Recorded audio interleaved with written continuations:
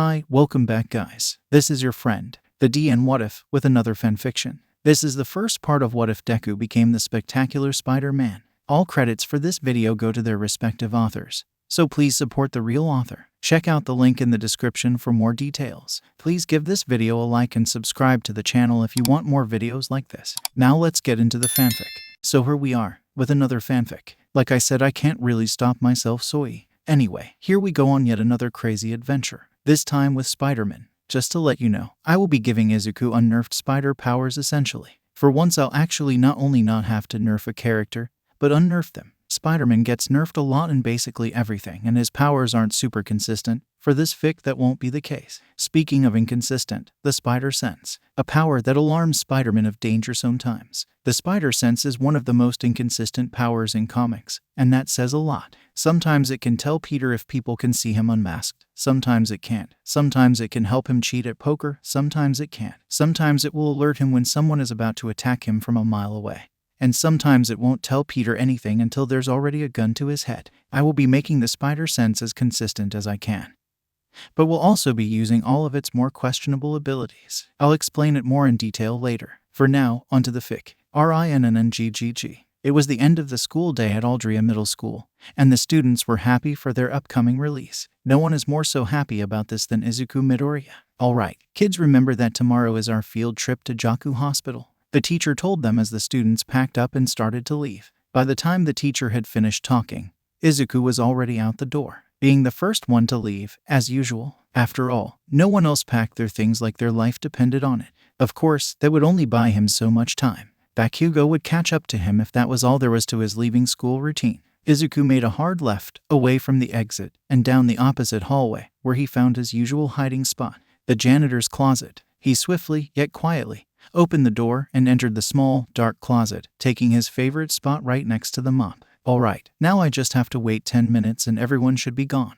Izuku thought. Thankfully, he didn't have to stay here for as long as he used to. Most of the people that antagonized him didn't think he was worth the trouble to go look for him in order to torment him. And the ones that did go out of their way gave up not too long after he started hiding. Even Bakugo didn't hate him enough to spend more than 10 minutes searching the school just to be mean to him. In the meantime, Izuku took out his notebook, a pencil, and a dim light, bright enough that he would be able to see and write stuff down in his notebook, but not bright enough to give his hiding spot away. On the news yesterday, I saw Hawk stop a villain that was completely in his blind eye, Izuku thought as he rapidly wrote down his thoughts. Can Hawks tell the positions on things or people with his feathers? Actually, Hawks goes on a lot of covert and undercover missions, maybe that's why. Can he hear things through them like ears, or are they more like echolocation? Ah yes, Izuku's favorite activity. Quirk speculation and analysis. They were pretty in-depth and time-consuming things to be into, but it helped Izuku pass time, and helped keep his mind off the fact that he had no friends. The time flew by, and before Izuku knew it, 10 minutes had passed. Izuku peeked his head out of the closet, cautiously looking around before taking his leave. And as usual, he ran home as fast as his legs could carry him. After all, if he slowed down, who knew what might catch up to him? A few minutes later, back home, Izuku entered into his apartment, and as he closed the door behind him, he finally took a sigh of relief. Finally, safe. Inko wasn't home, of course. She was typically still working at the hospital by this time, but she would be back in a couple of hours. Thankfully, I don't have any more injuries for her to patch up,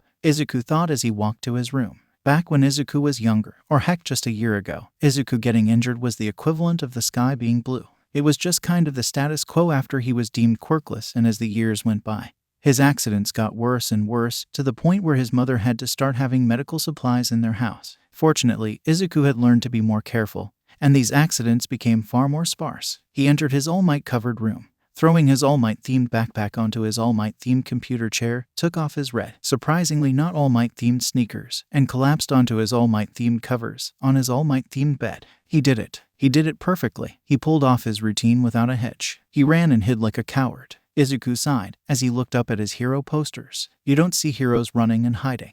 They stand up to wrongdoings, and here I am, glad that I was able to hide in a closet, right? He would cry at the realization of how pathetic he's become. But he'd had the realization and cried those tears far too many times already. This was a routine, all right, and therefore it happened regularly. This was just his life now, and he absolutely hated it. I just wish I could be someone like you, Izuku said, looking up at his All Might poster. Meanwhile, elsewhere, Fuku Hospital was to most people a good place. A place that helped thousands of people get treated for injuries, diseases, and other terrible things. And to most people, Kyodon Garaki was a good man. One of the few examples of a notable quirkless person in a quirk-obsessed society. A man who would help people in spite of his condition. But the hospital and its owner held a dark secret, because hidden below it was an evil lab note really. And Dr. Garaki was secretly an associate of the most powerful villain in history, All for One, whom he was currently in a call with right now. "I'd escaped," said the supervillain through the computer monitor, its light illuminating the dim room.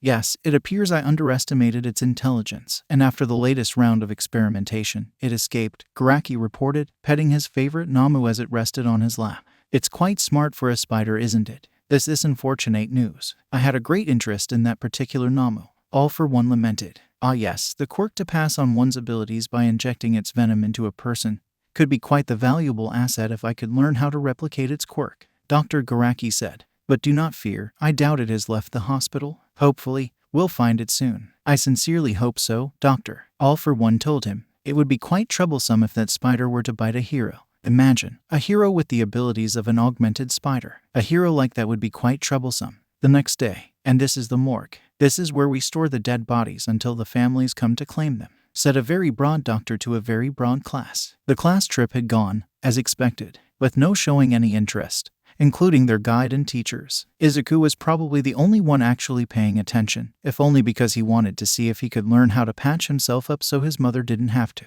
However, even Izuku's attention started to waver, as the person speaking clearly didn't care. "I wonder how many heroes have been in this hospital? I don't hear about a lot of heroes coming here. It's kind of weird considering how famous this place is.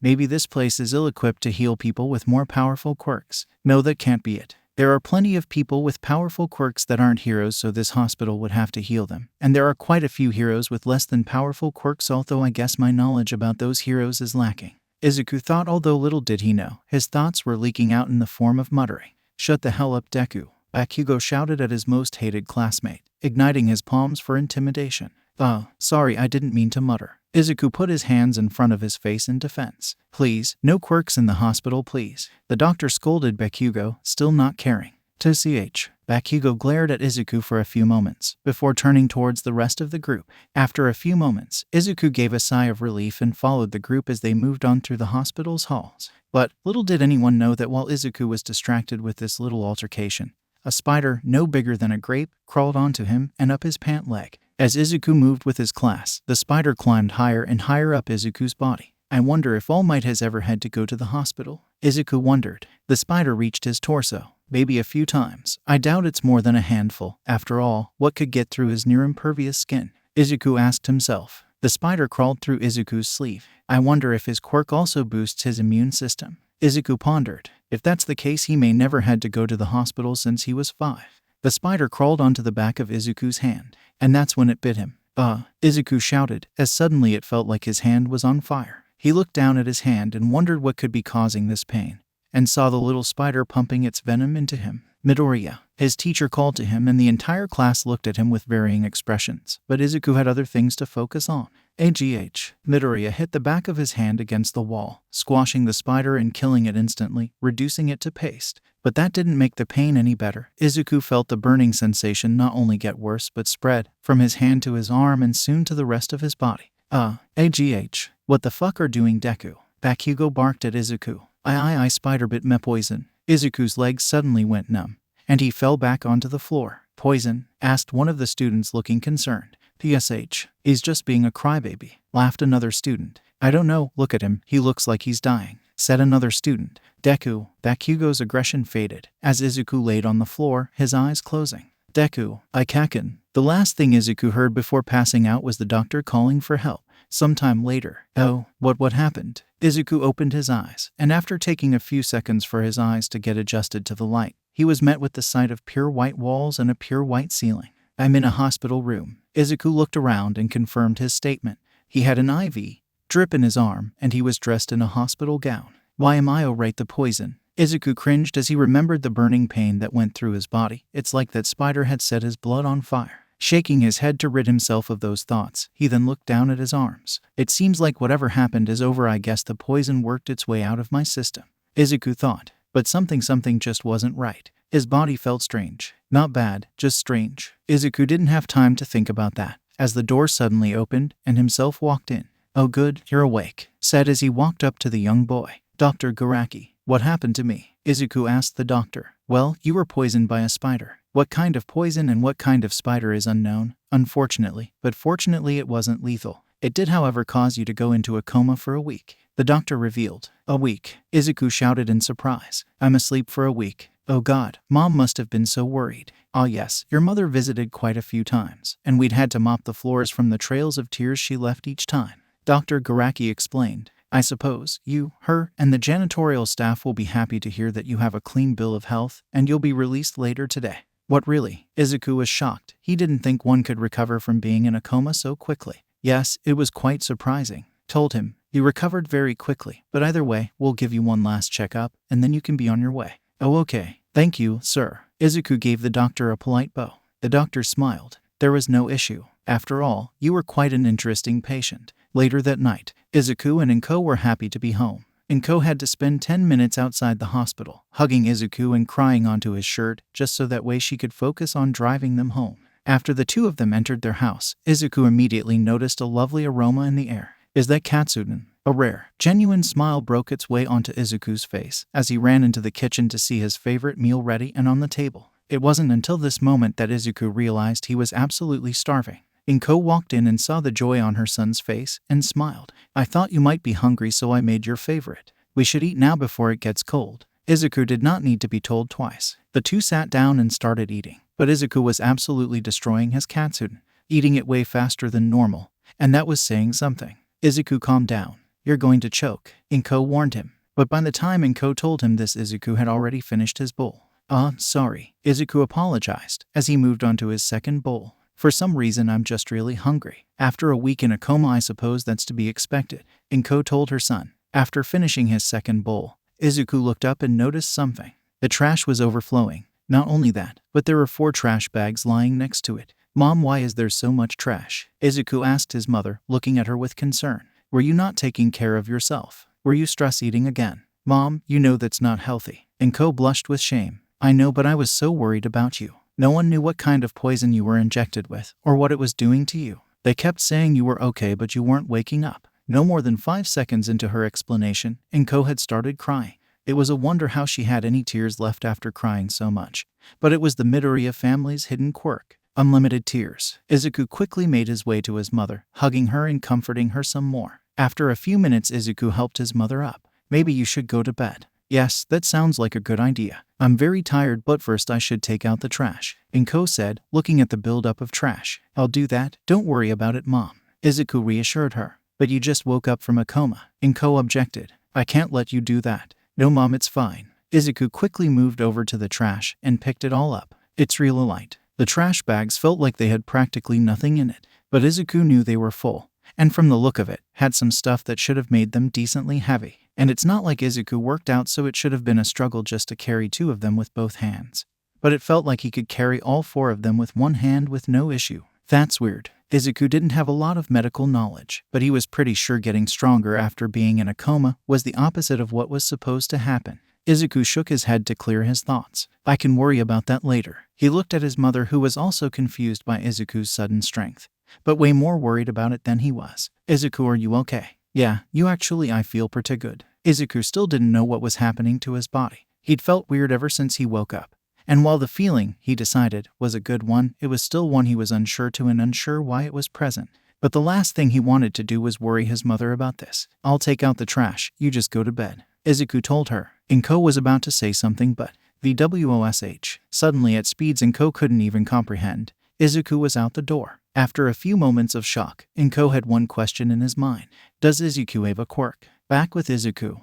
Izuku was at the dumpster that was located all the way at the bottom of the stairs to his apartment, which was about a 2-minute long walk, a minute-long run on average. But Izuku had just been in his house a second ago. What? How? That heat was all just. Izuku struggled to think straight after that experience. Brief it may have been. It was all a blur to him. He just ran like he normally did.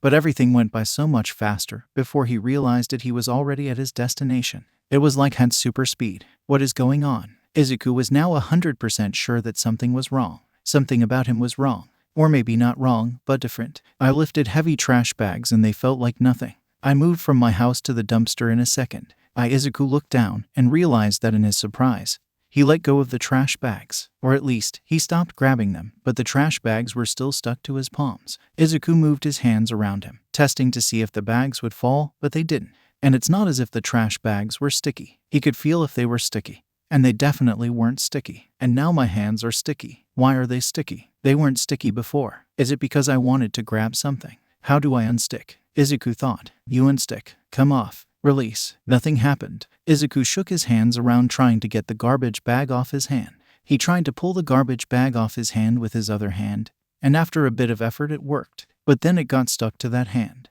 Aka, calm down, Izuku. Izuku told himself, taking deep breaths as he tried to compose himself. Izuku released the tension in his hand and then the garbage bags fell out of it. What happened? Was it because I relaxed my hand? Izuku asked himself as he looked at his now empty palm. Izuku thought about this for a moment before looking up at the nearby wall and then back at his hand. He slowly approached the wall and then put his hand on it. His hand tensed, and when he tried to pull away, crack, he took some of the wall with him. Izuku would have freaked out about that if he didn't come to the realization of something that would change his life forever. I have a quirk. It took a few moments for Izuku's mind to process that statement, getting past the sheer disbelief and denial echoing in his head. But when it did, tears tread familiar trails down his cheeks. But this time, for the first time in years, they were happy tears. A goofy grin covered his face as an overwhelming joy filled his heart. I have a quirk. Izuku jumped into the air in celebration, but his jump ended up being way higher than he thought, in that he jumped halfway up the very tall building. And then he started to fall. Whoa, Izuku shouted as he fell. And then suddenly he felt a strange buzzing in his head. Ground incoming. I know, Izuku shouted at whatever was alerting him of the fact that the ground was getting closer and closer. Thinking quickly, Izuku put his hand on the wall, stopping his fall as his hand stuck to the building. Phew, Izuku took a sigh of relief as he hung off the side of the building. Oh no, what do I do? He was stuck. If he let go, then he would fall, which might not kill him, but he didn't know that for sure. Maybe I can crawl to the ground, Izuku asked himself. After pulling up his courage, Izuku stuck his other hand onto the wall, sticking it just like the first hand, and then he tried to stick his feet to the wall, and that's where he had a problem. His shoes. Try as he might, Izuku could not get his feet to stick on the wall, and he quickly realized the problem was with his shoes. Okay, so my skin has to make direct contact with a surface to stick to it. That makes sense, Izuku analyzed. He started trying to kick his shoes off his feet, and after a few seconds he managed to do it, causing his shoes to fall to the ground. After peeling his socks off his feet using his toes, his feet were finally exposed. In the moment of truth, Izuku brought his feet to the wall, and they stuck. Seconds later, Izuku started crawling around on the walls, tensing and relaxing his hands very slowly and carefully, as to make sure he didn't make a mistake and fall. The overjoyed smile returned to his face as Izuku neared the ground. This is so cool. After a bit more wall crawling, Izuku made it to the ground and got back up. I can crawl on walls, Izuku exclaimed excitedly, this time being careful not to celebrate it too hard. I wonder how that works. Izuku started touching his hand, feeling around for anything different. Maybe it's TWHIP. When Izuku pressed down the bottom of his palm, and from his wrist shot out a web that latched onto the wall. Izuku froze for a moment before looking up at where the web had stuck to the wall, and then looking down the web that connected all the way to his wrist. There was now a hole in his wrist where the web was coming out of. He stopped pressing down on his palm with his finger, and the hole closed, cutting off the web. I can shoot webs, Izuku with a mixture of excitement and confusion. It took a few moments, but as Izuku reflected on his abilities, he realized something and slowly started to piece things together. I can climb up walls, shoot webs, I have super strength and super speed. I have all the abilities of a spider. I got these powers after I got bit by a strange spider that filled me with an unknown venom. Did that spider give me a quirk? Izuku realized. Can that happen? I know animals can have quirks, but could there really be a quirk like that? But that's the only thing I can think of. How else could I get a quirk? Maybe the reason I was in a coma was because my body was adjusting to this new mutation. After a bit more thinking, Izuku put those thoughts aside, and the smile returned to his face. That doesn't matter right now. I have a quirk. Wanting to test out his new abilities immediately, Izuku looked up at the floor where his apartment was located, about 30 feet up. He raised his hand up and started aiming. THWIP. Izuku pressed down on his palm using his middle and ring fingers, and a web shot out of his wrist and flew up into the air, landing on the floor Izuku was aiming at. The green-haired boy's smile grew even wider as he jumped up, pulling on the web so it would bring him exactly where he wanted to go. Once he got close, he grabbed the handrail and flipped over it before landing on his feet. Whoa, it wasn't a perfect landing, and it took Izuku a second to gain his balance. But it was a far better acrobatic feat than anything Izuku had done before. Do I have super reflexes too? This thighs is amazing. I need to tell Mom about this. He turned around and opened the door. However, in his excitement, he used too much force and pulled the door off its hinges. Izuku thought of a way to fix this before his mom saw it. Wait. Izuku walked in, put the door back in place, and then started webbing it up until the door was stuck in place. There might have some problems getting out, but at least no one can break in. Izuku thought aloud. Izuku, is that you? Inko ran in, having heard the sound of her door being broken. She stopped and looked on in confusion at her webbed-up door. WhatIf? Mom, that spider gave me a quirk. Izuku ran up to his mother and grabbed her so fast she didn't even see him move. Also, we need a new door. Inko was frozen for a few moments before fainting of shock in her son's arms. Mom, after eventually waking Inko up, the two got on the couch and moved to talking about this new predicament. And then Inko came to a shocking conclusion. You can't use it, Inko told him firmly. What? Izuku almost jumped off the couch in shock. What do you mean I can't use it? Why not? Mom, do you know what this means for me? People will stop bullying me. Kaken might actually like me again. I'll finally be able to become a hero. But what if it's temporary? Inko asked him, giving him a sad and concerned look. Immediately, Izuku deflated,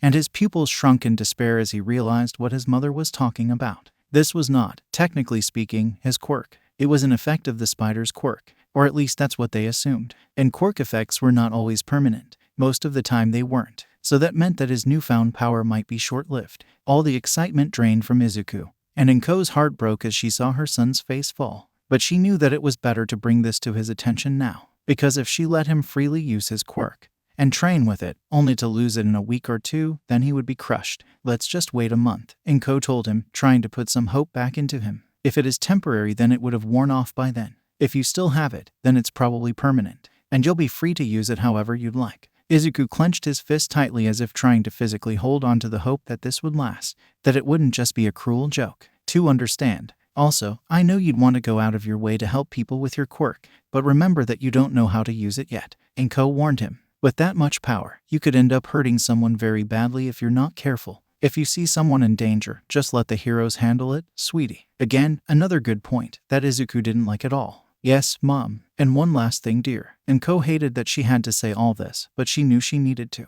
Don't tell anyone at school about your quirk. We both know what they'll do if you show it off, and then lose it later. Oh God, he could only imagine. The only reason the discrimination and bullying was bearable right now is because it stopped being the most amusing thing in the world to them. If he lost his quirk after showing it off, then it would renew interest in him and give them all something new to throw in his face. Once again, another good point that he didn't want to hear. At this point, Izuku was just standing there with his head held low, looking more defeated than he had in a while. Inko stood up and grabbed Izuku's shoulders. Izuku, look at me. Izuku slowly lifted his gaze up to meet Inko's and saw her smiling lovingly at him. We don't know if they're temporary. They might be permanent, Inko told him. And if they're not, it's not the end of the world. You could still be a doctor. They save people. It wasn't the same. It would never be the same. Not that Izuku didn't respect doctors. He absolutely did. His mother was one after all. But Izuku had always dreamed of being a hero. Ever since he knew what a hero was, it wasn't easy to just give up on your dreams. But he couldn't explain that to her. He had failed at that too many times. All right, Mom. Izuku sighed. In the end, he couldn't refuse her authority nor refute her points, so he just had to go along with it. He'd already put up with all the bullying and powerlessness all his life anyway.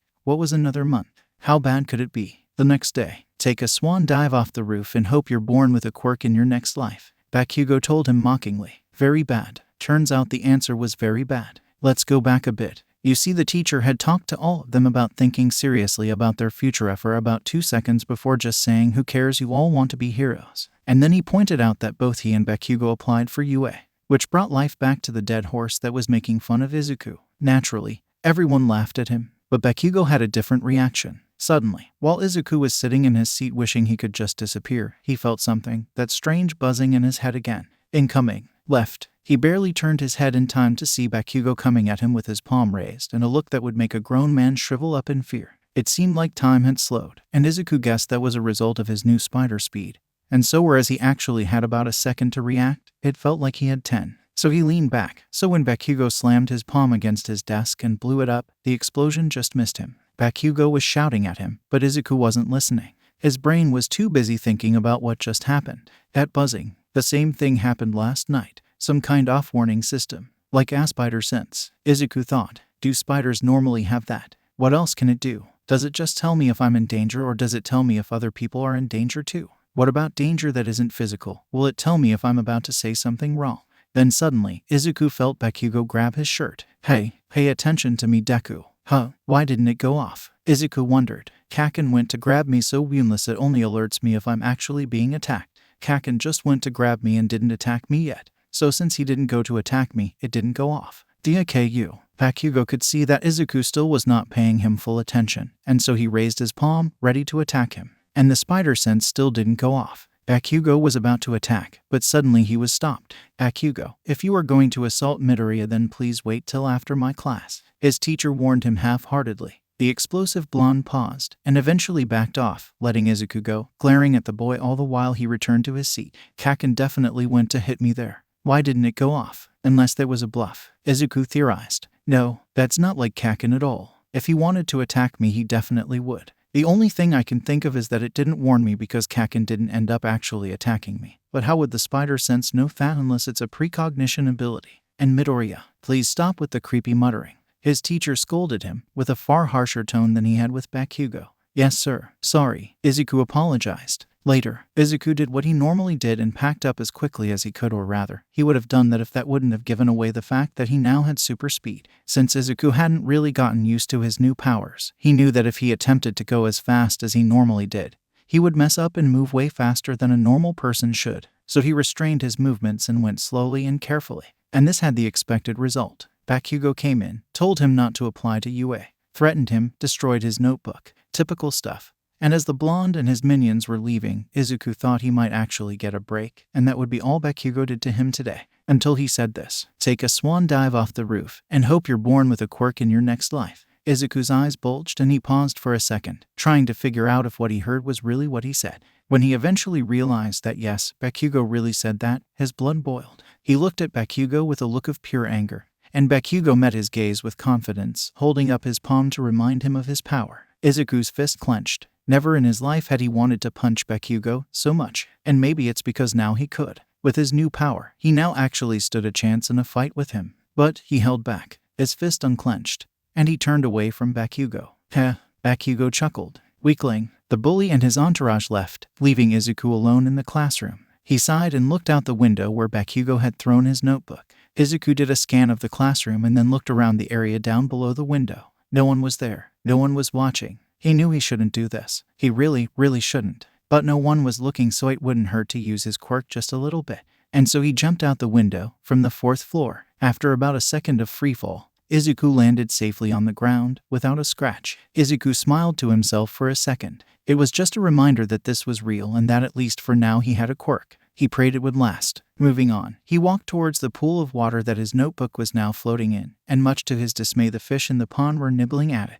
Izuku sighed, and quickly picked the soaking wet notebook. My dreams aren't fish food. Now with the rush of using his powers for a second had worn off, he was back to thinking about what Bakugo had said. I can't believe he said something so stupid. Izuku shouted as he walked out the school gates. What if I really did kill myself? He'd have committed a murder basically. He wasn't actually gonna do it. He'd never even thought of doing it. And he was sure that Bakugo didn't actually mean it. But the fact that he actually said that showed that his former friend was really far gone. And it hurt to see. What happened to us, Kaken? Izuku asked aloud as he walked underneath a bridge on his way home. Did quirks really change you so much? He still remembered, very clearly, the time when they were friends. Although it was now far in the past, and a very short part of his life, it was some of the best memories he had, so he held on to them tightly. How did it go from that to this? Behind you. His spider sense went off, and the buzzing was much stronger than it had ever been before, to the point where it hurt a bit. He quickly looked behind him and saw a giant hand made of sludge was coming at him.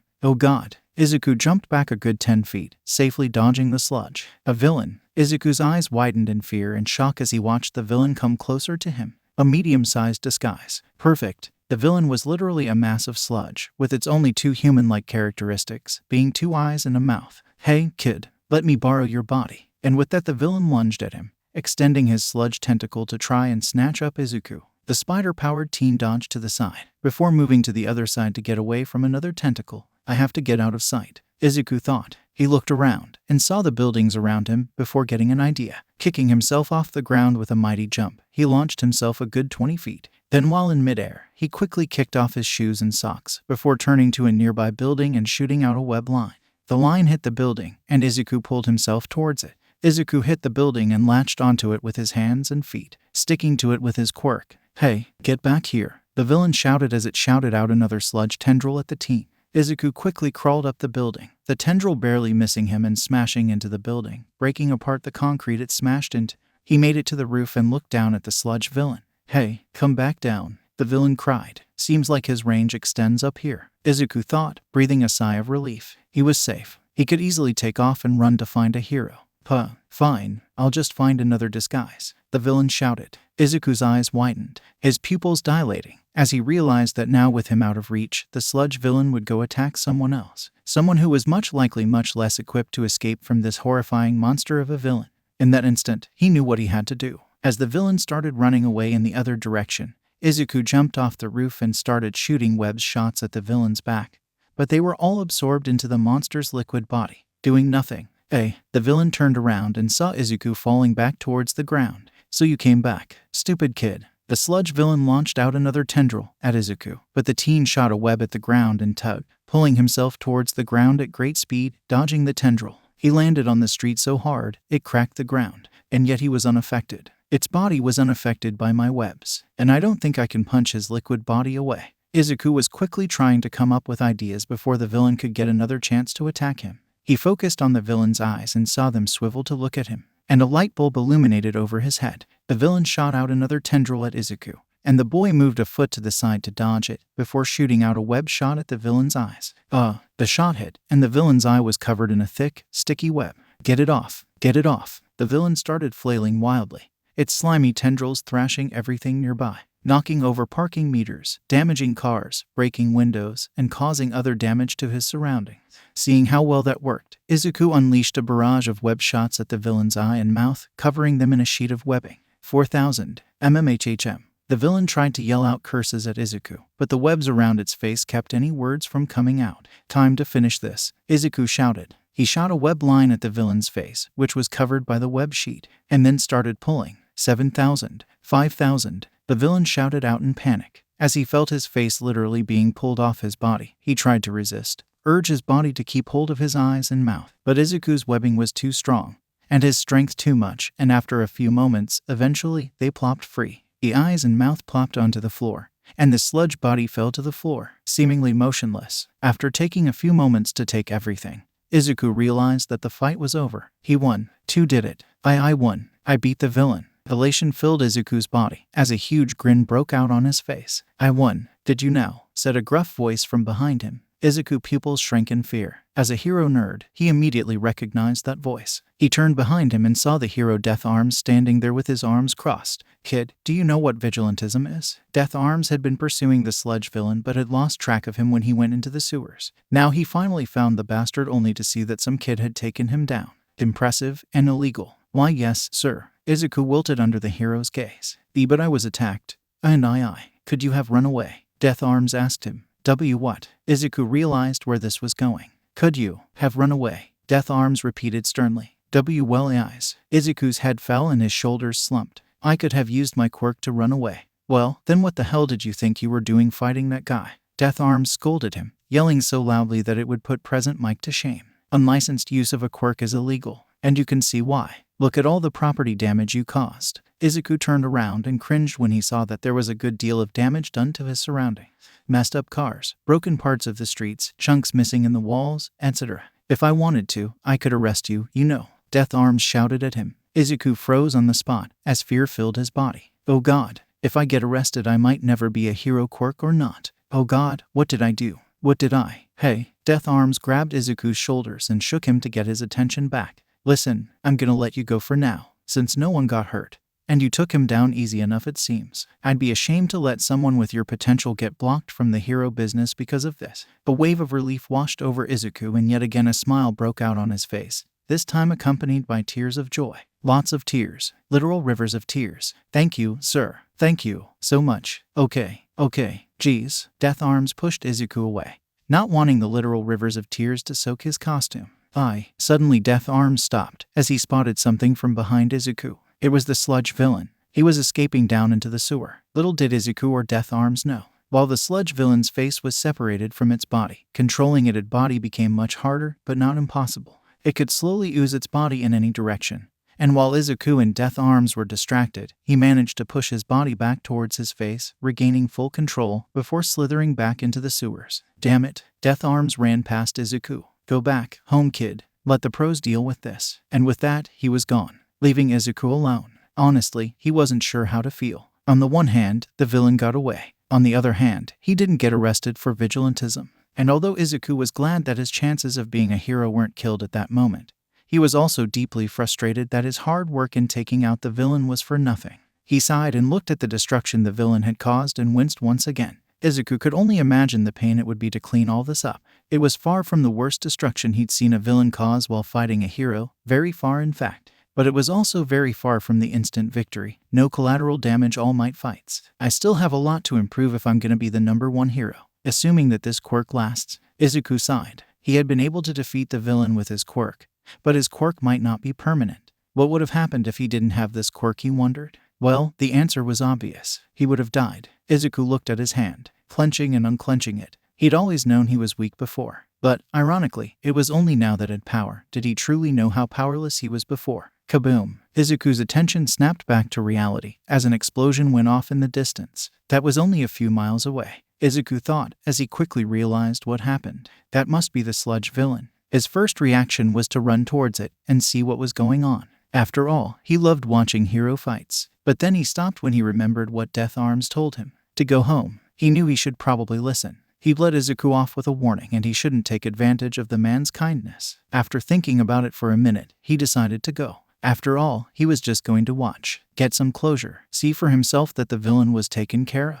He was just going to watch. With that in mind, Izuku started running towards the explosions. A few minutes later, Izuku hoped he wasn't too late. He had to restrain himself again, to keep from moving at super speeds again, so it's not like he got here as fast as he could. However, judging from the continuing explosions, and a group of people gathered near the explosions, and the fact that his spider sense was going off like crazy, he guessed that the fight was still going on. From the distance over the crowd, he could only see bits of green sludge, confirming his suspicions. Get closer, go. The buzzing in his head was so powerful, more powerful than it had ever been before, and he knew that whatever was going on in front must have been really bad, but couldn't see much more than that through the crowd. He'd need to get closer, so he gently and slowly pushed through the crowd, trying to make sure he didn't hurt anyone with his super strength or even reveal he had it. Eventually, he made it to the front and was able to get a full view of the nightmare that was in front of him past the police tape. The entire area was littered with flames, as Backdraft and Kamui Woods worked to both put out the flames and rescue the people still in the area. Destruction was everywhere, with the sludge villain at its center. Several other heroes were present, such as Death Arms, and Mount Lady was also nearby, but it seemed like she couldn't get anywhere close to the villain, because the area was too small for her to fit. And Death Arms was just standing by the crowd, and no hero was attacking the villain directly. But the worst part was that the villain had a hostage. Kaken, Izuku thought as pure horror filled his body and mind, and his face went white with terror. Bakugo was being held by the sludge villain, stuck in its body while the villain tried to suffocate him. The explosive teen was trying his best to escape, using his explosions to try and free himself, but all that did was set the surrounding area on fire. Never in his life had Izuku seen Bakugo, the cool, powerful Bakugo, so helpless, and it absolutely terrified him. The pure fear in his eyes was so odd, so out of place. The vulnerability is so contrasting with his image of his former friend. It was like watching someone light water on fire. It was opposite to what one would expect that it boggles the mind. Move, save him. Izuku, without thinking, moved forward, about to try and save Bakugo himself. However, he only made it past the police tape, before he was stopped by Death Arms, who held Izuku back with his hand. What, you again? Death Arms said when he saw the person he was holding back was Izuku. I thought I told you to go home. Kaken, Izuku shouted out to his captured tormentor, before turning to Death Arms. Please, you have to help him. Why aren't you helping him? Death Arms winced. The desperation in Izuku's tone and the use of what was obviously a nickname implied that the person being held captive was a friend of the boys. Just hang in there, kid. Let the pros handle it. Izuku remembered when Death Arms had said that earlier. And then he remembered his mother's words. With that much power, you could end up hurting someone very badly if you're not careful. If you see someone in danger, just let the heroes handle it, sweetie. Unlicensed use of a quirk is illegal, and you can see why. Look at all the property damage you caused. This was different from last time. Now there were people around. A lot of people. People who could get hurt if he charged in recklessly like he did last time. And the surrounding buildings were already weakened by the fire if the villain did that thrashing about like he did last time when Izuku blinded him. Not to mention, with all these people here, there was no way he'd get away with the same blatant vigilantism. If he moved in, not only could people get hurt, but his dreams of getting into UA would end there and then. After all, they didn't allow criminals. Still, the pure look of fear on Bakugo's face made him want to charge in right away. Even now his body was moving forward unconsciously, only held back by Death Arms' arm. After a few moments, he came to a decision, and he stopped. He had always admired heroes as a child. He practically worshipped them. He could trust them to take care of this, right? And so he waited and watched while the heroes did nothing. Move, move, save him. He's dying. Save him. His spider sense was going off like crazy. It hurt so much to ignore it, but it's alright. He waited and waited and waited for someone to do something, but no one did. Save him. Move. Seconds turned to minutes as more and more time went on, and no one made a move to stop the villain. No one moved to save Bakugo. Why? Izuku whispered, only being loud enough for Death Arms to hear before he started yelling at the top of his lungs. Why isn't anyone doing anything? We can't. Death Arms yelled at the kid. What do you mean you can't? That made Izuku angry. He just told him to sit there and trust the heroes, and now he's saying they can't do anything. You're heroes. Do something. His body is immune to all-out attacks. Death Arms argued. We're waiting for backup.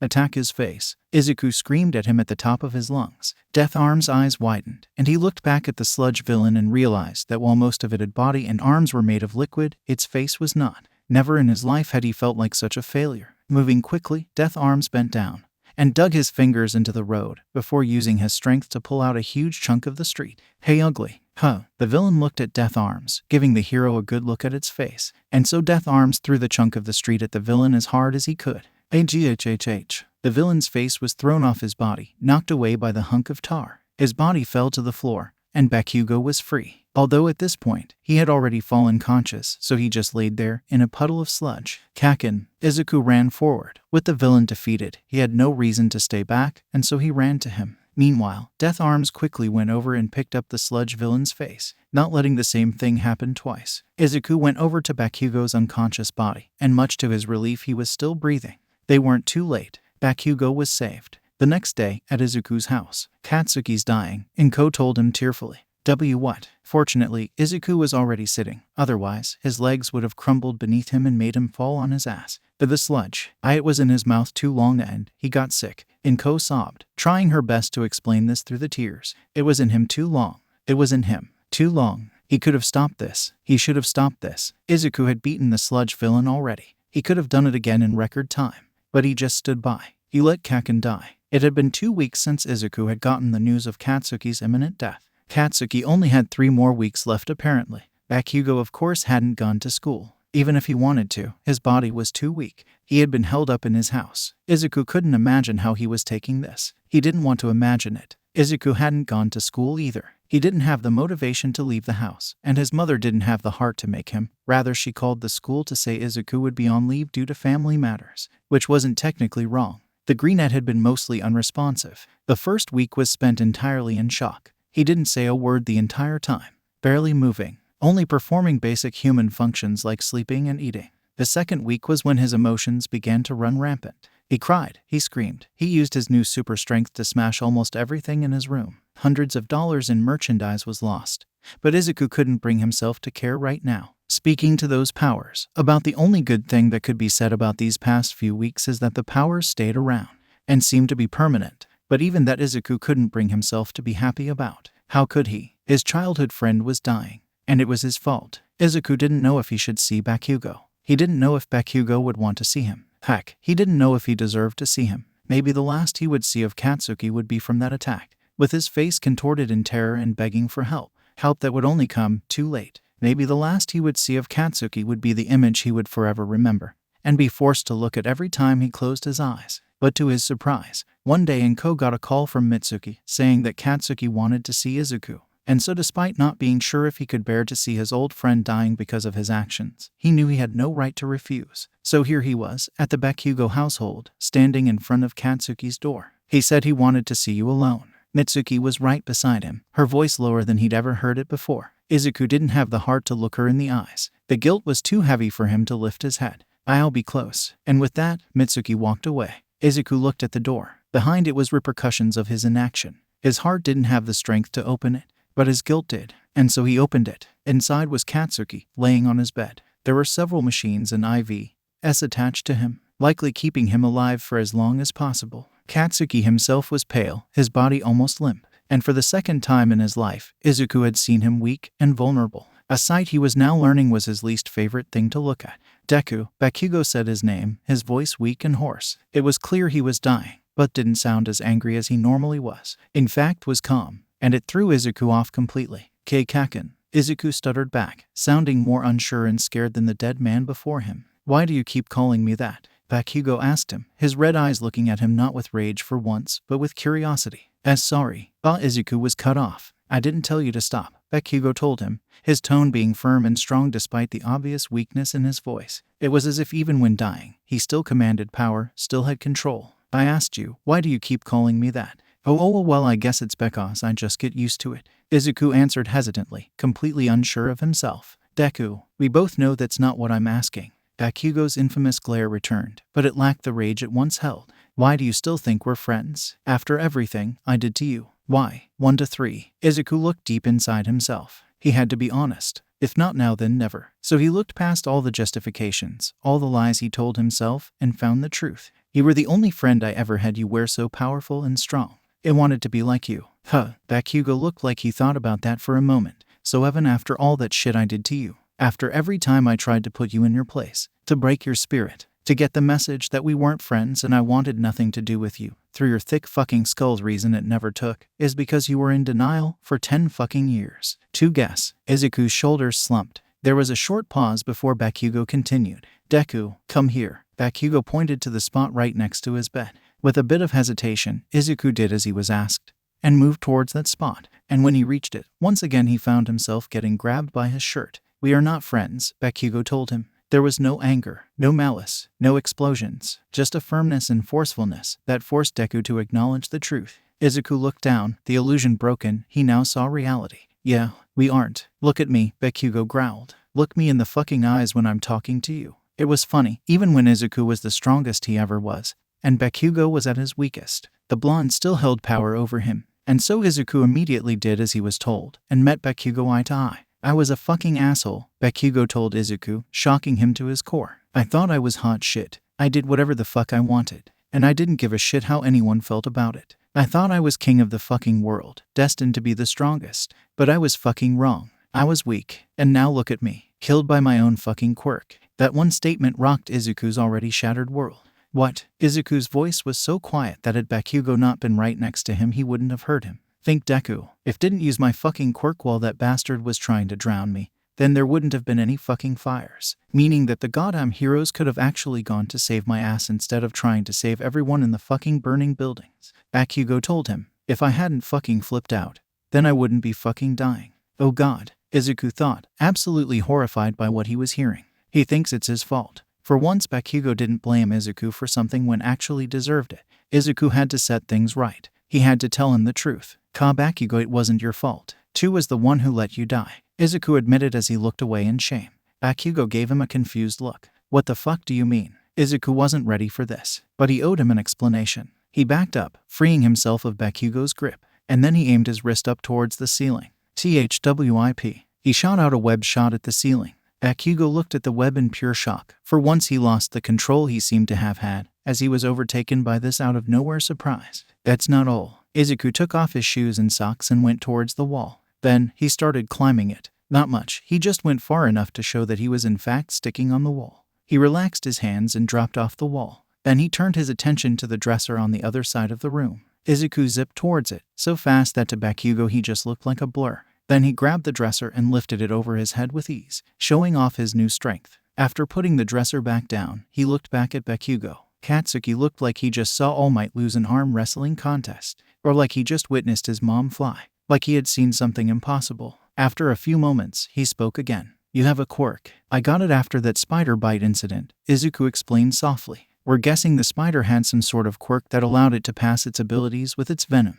Sorry I didn't tell you about it sooner. Mom didn't want me showing it off in case it wasn't permanent." Katsuki's shock didn't fade, as he took the time to process what he heard. The whole spider thing, well, he would hesitate to think that it made sense. But at the same time, the alternative option, that Deku was lying and that he always had a quirk, made even less sense. Firstly, there would be no reason as to why Izuku would hide his quirk. Secondly, that spider bite incident was freaky as hell, so it made sense that there was something more to that than just Izuku being poisoned. And him suddenly having spider powers after that would be too strangely coincidental. And third, he would have to assume that Izuku was lying to him the whole time and that even on his deathbed he was lying to him. The old him may have jumped to the conclusion that Izuku would lie to him even while he was dying. But after taking some time to look back on everything, it made less sense. And after all, if Deku really wanted to keep lying to him, he just wouldn't show him his powers. The thing about Inko not wanting people to know also made sense. If Izuku started showing off his new quirk and then lost it, Katsuki would have given him hell. But the thing that still didn't make sense was what this had to do with Izuku saying that he let him die. Unless, of course, Izuku was there, and he just stood back and watched while Bakugo was being suffocated, when he thought he could have helped. "You were there," Bakugo concluded. "You thought you could have beat that thing." "More than thought. I knew I could," Izuku explained. "I already did." The look Bakugo gave him told him to explain. And so after taking a deep breath and clearing his throat, he did so. "That villain attacked me first, but I thought back. I webbed up his face and then I yanked it off," Izuku recounted. "I beat him, but then Death Arms showed up, and he scolded me for vigilantism. And while he was scolding me, the villain somehow got his face back to his body and escaped, and when I found him again, he already had you, and there were all those heroes and the people too wanted to go save you. If I did, then everyone would have seen me commit vigilantism. I thought the heroes could handle it. Death Arms told me I could handle it too." As Izuku went on, his voice became weaker and tears flooded out of his eyes. I let you die. I should have done something. I could have done something." Izuku fell to his knees and got into the doji position, bowing his head in a sincere apology, knowing it would never be enough to make up for his inaction. I'm sorry. While Izuku sobbed, he couldn't see Bakugo's expression, but he could imagine it. He imagined that he was furious, that he was enraged, that he might even try to attack Izuku despite his condition. But when Bakugo spoke a few moments later, his voice was deadly calm. "Deku, come over here," he complied, because what else could he do? Izuku got up and walked towards Bakugo's bedside. "In front of you." His spider sense told him what was coming, and he ignored it. Kaboom! Bakugo used what little energy he had to hit Izuku with an explosion that knocked him on his ass. Izuku was surprised and disappointed by how little it actually hurt. "Get your ass up and look at me when I'm talking to you, Deku," Bakugo shouted at him, his voice regaining its lost ferocity. Izuku immediately complied, getting back up and forcing himself to look at Bakugo's face again. He was in fact furious, but not the typical rapid beast kind of furious, but more like a righteous fury. Like he had a mission and would accomplish it no matter what. Never fucking do that again," Bakugo shouted at him like he wasn't dying. "Listen here, you little shit. Here is what you're gonna fucking do. You're gonna become a fucking hero. You're gonna save every fucking person you see. And you're gonna kick the ass of every bastard that gets in your way. Do you hear me, Deku?" Izuku took a step back in surprise. "Kaken, you win every fight, just like All Might. You save everyone, just like All Might." Bakugo continued shouting at him with passionate fury. "This is our dream, Deku, and you're gonna fucking fulfill it. Do you hear me?" "Yes, Kaken, I promise." Izuku understood now. This was motivation. Kaken was putting their dreams on his shoulders, putting his faith in him. "Fucking swear, Deku. Swear on your life," Bakugo demanded. "Swear, I swear," Izuku shouted, with tears in his eyes. "I swear on my life." After that, the room became silent, with the only sounds being Izuku's sniffles and sobs. A few minutes passed until Bakugo spoke up again. "Get out of here," Bakugo told him. "There's nothing more we need to talk about." Izuku felt like he should say something more, but after a few moments, he figured that Bakugo was right. This conversation was done, and so for the final time, Izuku complied, leaving the room. That would be the last time he saw his old friend. A week later, Bakugo had killed himself. Once he said everything he needed to say, and settled everything he could. He saw no more point in prolonging the inevitable, and he wasn't going to let some villain be the cause of his death. His funeral was not how Izuku expected it. Not that Izuku had ever really thought of himself attending Bakugo's funeral, but if he had to envision, he thought it would have been grand, with dozens of people coming to mourn the loss of someone like him. But it wasn't. Only him, his mother, and Bakugo's parents showed up. It felt underwhelming. a reminder of just how short Bakugo's life was cut. After the funeral was done, no one left immediately. No, everyone was too concerned about how he felt. His mother was, of course, coddling him the entire time. But much to his shame, his Aunt Mitsuki and his Uncle Masaru were doing the same.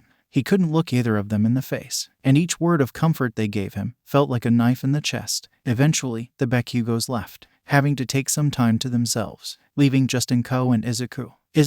Inko watched, heartbroken as her son gazed solemnly upon the grave of his frenemy. "We should go home. You go. Two need to just take this in," Izuku told her. Please. Inko didn't want to leave her son alone. Not when she felt he needed her the most, but she knew that sometimes people just needed to be alone. "Can you find your way home from here?" Inko asked him, wanting to make sure that he was at least safe to leave him here. "Yeah," Izuku answered simply. "I'll be fine, Mom, just go." Inko hesitated, but eventually she left Izuku to process things. Now that Izuku was alone, he could focus on the tombstone in front of him. Rest in peace, Bakugo Katsuki. It felt unreal. Even when he heard that Bakugo was dying, deep down he had a hard time believing it. He'd seemed so powerful, so confident, untouchable, like the sun itself. And much like the sun, he would probably hurt you if looked at him for too long. So that's why he needed this. Because here, written in stone, was proof that Kaken was dead. "You're gonna become a fucking hero. I promise," Izuku whispered, tears dripping down his face. "You're gonna save every fucking person you see. I promise. And you're gonna kick the ass of every bastard that gets in your way. Do you hear me, Deku?" "Yes, Kaken. I hear you," Izuku sniffed, as he spoke to someone who could no longer hear him. "I promise. I swear. I will never stand by and let this happen again. I will save every person I see and take down everyone that gets in my way. I swear, Kaken. I will do this. For you. For us." And with that solemn vow given, Izuku turned away. And for the first time, he left Bakugo behind. It had been 2 weeks since Bakugo died, and Izuku was a man on a mission. He needed to become the best hero he could be, meaning he would need to train. However, using quirks in public was illegal. Izuku's house was too small to practice in, he didn't own a backyard, and quirk gyms were way too expensive. So he had to break the law a little bit, and so he headed into the most secluded place he could think of that also would serve as a good training ground. The woods he and Bakugo used to play in. While this place was filled with lots of painful memories, if anything, that only further motivated Izuku to push on and improve himself. Of course, since he was doing this illegally, Izuku decided to go while wearing an All Might hoodie, one that could cover up his face in case he needed to hide his identity from someone. This was good because Izuku had a lot of ideas and would be spending a lot of time in the forest. The first one was, of course, working out. Even if he now was super buff and had super strength, he wasn't 100% sure that this was his limit, or that he didn't need to work to maintain his physique. Either way, he played it on the safe side and tried to do regular workouts. The only issue being that with his new super strength, he'd need to find something extremely heavy. At first, he tried trees, but they were too light, and he couldn't find any boulders big enough. He looked up how much super heavy weights cost, but it was safe to say they were out of his price range. In the end, he had to come up with a creative solution. He would go into the woods, bind a bunch of boulders together into a giant ball of webbing, and lift that. Once that issue was solved, there was the second most important thing: accuracy practice. His webs would be an extremely useful tool for combat, mobility, and rescue. And so to make the best use of them, he needed to be able to shoot them quickly and accurately. This was simple enough. All he had to do was web some rocks to some trees so they hanged off of them and then practice shooting webs. It was after numerous practice sessions that Izuku realized that the more webs he used, the hungrier he was at the end, and that he could eventually run out of webs if he used too much or didn't eat enough to replenish them. Let's just say that Inko was very upset with the fact that their food expenses would more than triple from now on. The fourth exercise was a bit tricky: web swinging. Inspired by heroes such as Kami Woods, Izuku thought that if he could use his webs to swing from building to building, or in this case tree to tree, that it would greatly increase his mobility. The problem there was that while that sounded amazing, in practice it was extremely difficult to pull off. He had to constantly control his speed, take into account his weight and trajectory, and have a perfect sense of timing, otherwise he would either go slower than he would if he just ran, or he would fall on his ass or bump into a tree. Although one thing that helped immensely with this was his spider sense. Firstly, it would tell him if he was ever going to bump into a tree, making it rather hard for him to do so unless he messed up horribly or reacted too slowly. And it would also tell him if any point he was about to web onto was unstable and wouldn't support his weight, and would even guide him towards the best places to shoot his webs to keep from falling. All this made the process go from nightmarishly difficult to simply challenging. Next was training one of his most useful powers, the spider sense. This also was a bit problematic at first, as it would require Izuku to be attacked. Izuku's solution to this problem: run as fast as he could through a dense forest, dodging trees while playing puzzle games on a portable console. That may have sounded like nonsense, but there was a method to the madness. Now obviously, since he had no friends, he couldn't find someone to attack him for training purposes. So by running headfirst through the woods at full speed, he would be able to 1. Get adjusted to his full speed, and 2. Get used to dodging things by moving out of the way of the trees. The puzzle games were there as a distraction. Izuku figured that it would be a useful ability to train himself to focus on one thing while letting his spider sense warn him of danger and allow him to dodge it. For example, if he needed to save someone while a villain was attacking him, it would also train his ability to dodge attacks without looking at them. Now, given that Izuku was very fast, the part of the woods he was running through was very dense, and puzzle games required a lot of focus, Izuku had failed to react to his spider sense in time and would run through a tree. Thank goodness his counsel was durable. Next was web experimentation. If he was going to be relying on his webs, he needed to know more about them. Firstly, how long would the webs last? This was crucial to his future as a hero, because if he tried to capture a villain or hold together a collapsing structure, only for the webs to fall apart after a few minutes, that would be disastrous. And on the other end of the spectrum, shooting out sticky webs that never went away would be extremely troublesome for the people he was trying to protect. Fortunately, Izuku found that his webs lasted for about 2 hours, more than enough time for him to end a fight or evacuate an area. Secondly, if Izuku covered someone's face or mouth with them, could they still breathe? This was a tricky one, because if the answer was no, and Izuku tested this out on himself, could die. So instead, Izuku put his webs over a fan to see if the air would still come out. Good news, some did, meaning that people would be able to breathe through them so long as he didn't overdo it. Third would be figuring out what his web's weaknesses were. Brute force, ineffective. Izuku had tested stretching and punching his webs, trying to break them, and even with his strength, this only resulted in him getting his hands stuck. In other words, unless he was fighting All Might, he really didn't have to worry about someone punching through his webs. Blades, mildly effective. Using a kitchen knife, Izuku had tried stabbing and slashing through the webs. This actually provided results. However, it was hard and required that he used his full strength. By the end, the knife was unusable, much to his mother's dismay. In summary, using blades would work, but they would either need to be very good blades, or the user would have to have strength similar to Izuku's. Heat, somewhat ineffective. Izuku's webs were pretty non-flammable, at least as best as Izuku could tell. He couldn't really do much to experiment with this other than trying to use a lighter to ignite them and dipping them into a fire. Ultimately, his webs held up, but due to the limited nature of his test, he couldn't be sure. At the very least, he could probably make a shield to block some flame attacks, but he was sure that someone like Endeavor could burn through them pretty easily. Electricity, effective, with a dangerous side effect. Using lighting was about as effective as using strong fire, or at least Izuku guessed it was about that effective. But what was really important was that they were conductive, meaning that if he or someone else touched them while around electricity or a villain who could manipulate it, they could get shocked. Very important to keep in mind. Water, mostly ineffective. Webs were mostly unaffected by water, not dissolving or losing their stickiness when exposed to it, although it should be noted that the range and speed of his web shooting were limited underwater, and presumably, something like a water cutter would be able to cut through the webs. There were other things that Izuku wanted to test, but due to his limited resources and space, he couldn't. Next, Izuku researched support gear. This was actually something that Izuku had kept a keen interest in for a while now. Simply put, it was useful to understand what support gear was capable of, so you could utilize it as a hero.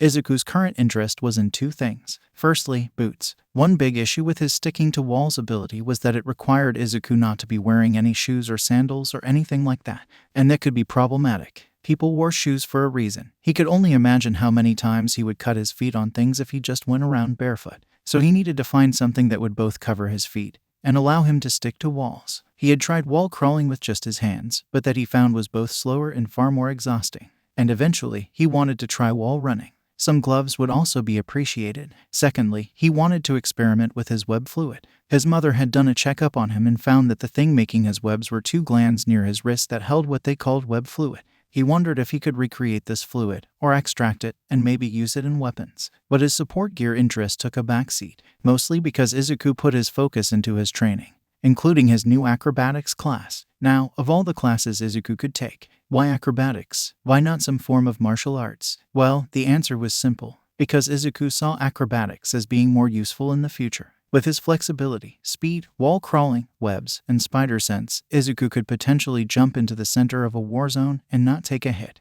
But that would all rely on his agility and acrobatic abilities. And all this training, all this experimenting, All these preparations was only scratching the surface of what he could and would do. Phew. Izuku took a long sip of his bottle of water as he walked back home from the forest through the city. It was late, and Inko would most likely be worried if he was out for much longer. After all, it had already gotten dark. His body was hot from the intense training he had endured, and the hoodie he wore did not help matters. At this point, he wanted to get home as soon as possible so he could take it off and take a bath. Unfortunately, life didn't like to make things simple for Izuku. Right, person in danger. Suddenly Izuku's spider sense went off, alerting him that someone was in danger nearby. He looked right and saw there was an alleyway nearby. There, his spider sense buzzed in a way that told him he was looking in the right direction.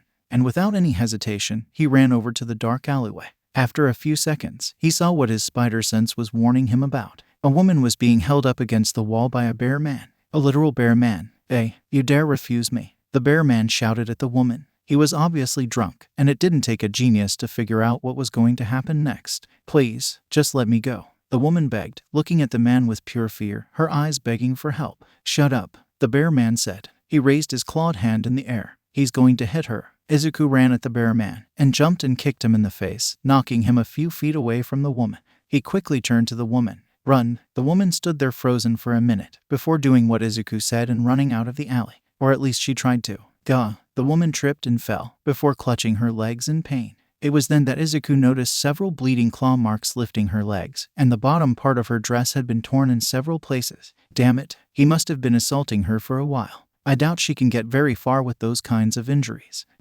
Hey, you get back here. The bear man drunkenly got back up and gave a drunken charge towards the woman. His intoxicated mind seemingly not even noticing Izuku was there despite him literally kicking him aside. With the huge, intimidating bear man coming towards him with his sharp claws out and ready to do some damage, and his spider sense blaring, Izuku panicked and punched the attacker in the gut. Hard. GAH. The bear man went flying back, the punch literally sending him through a nearby brick wall and knocking him out. OHOH no. It was at this point that Izuku had realized what he had done. He committed vigilantism. Again. Oh no, oh no, oh no, oh no. Izuku quickly zipped his hoodie over his face, hiding his identity just in case. Crap.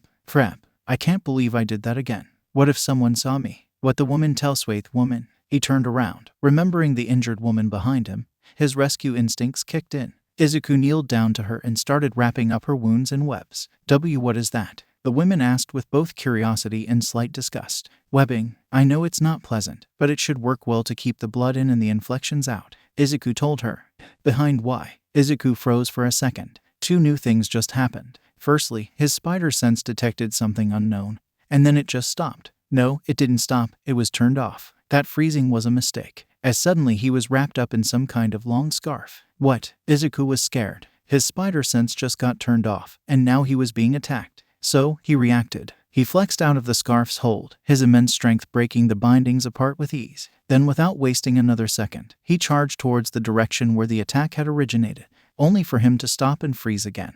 When he realized who was attacking him, it was Eraserhead. Now he knew why his spider sense disappeared. That knowledge was about the only comfort he gained from this revelation. Because honestly, Izuku would have rather it been a villain attacking him. Because now, a pro hero had seen him commit vigilantism.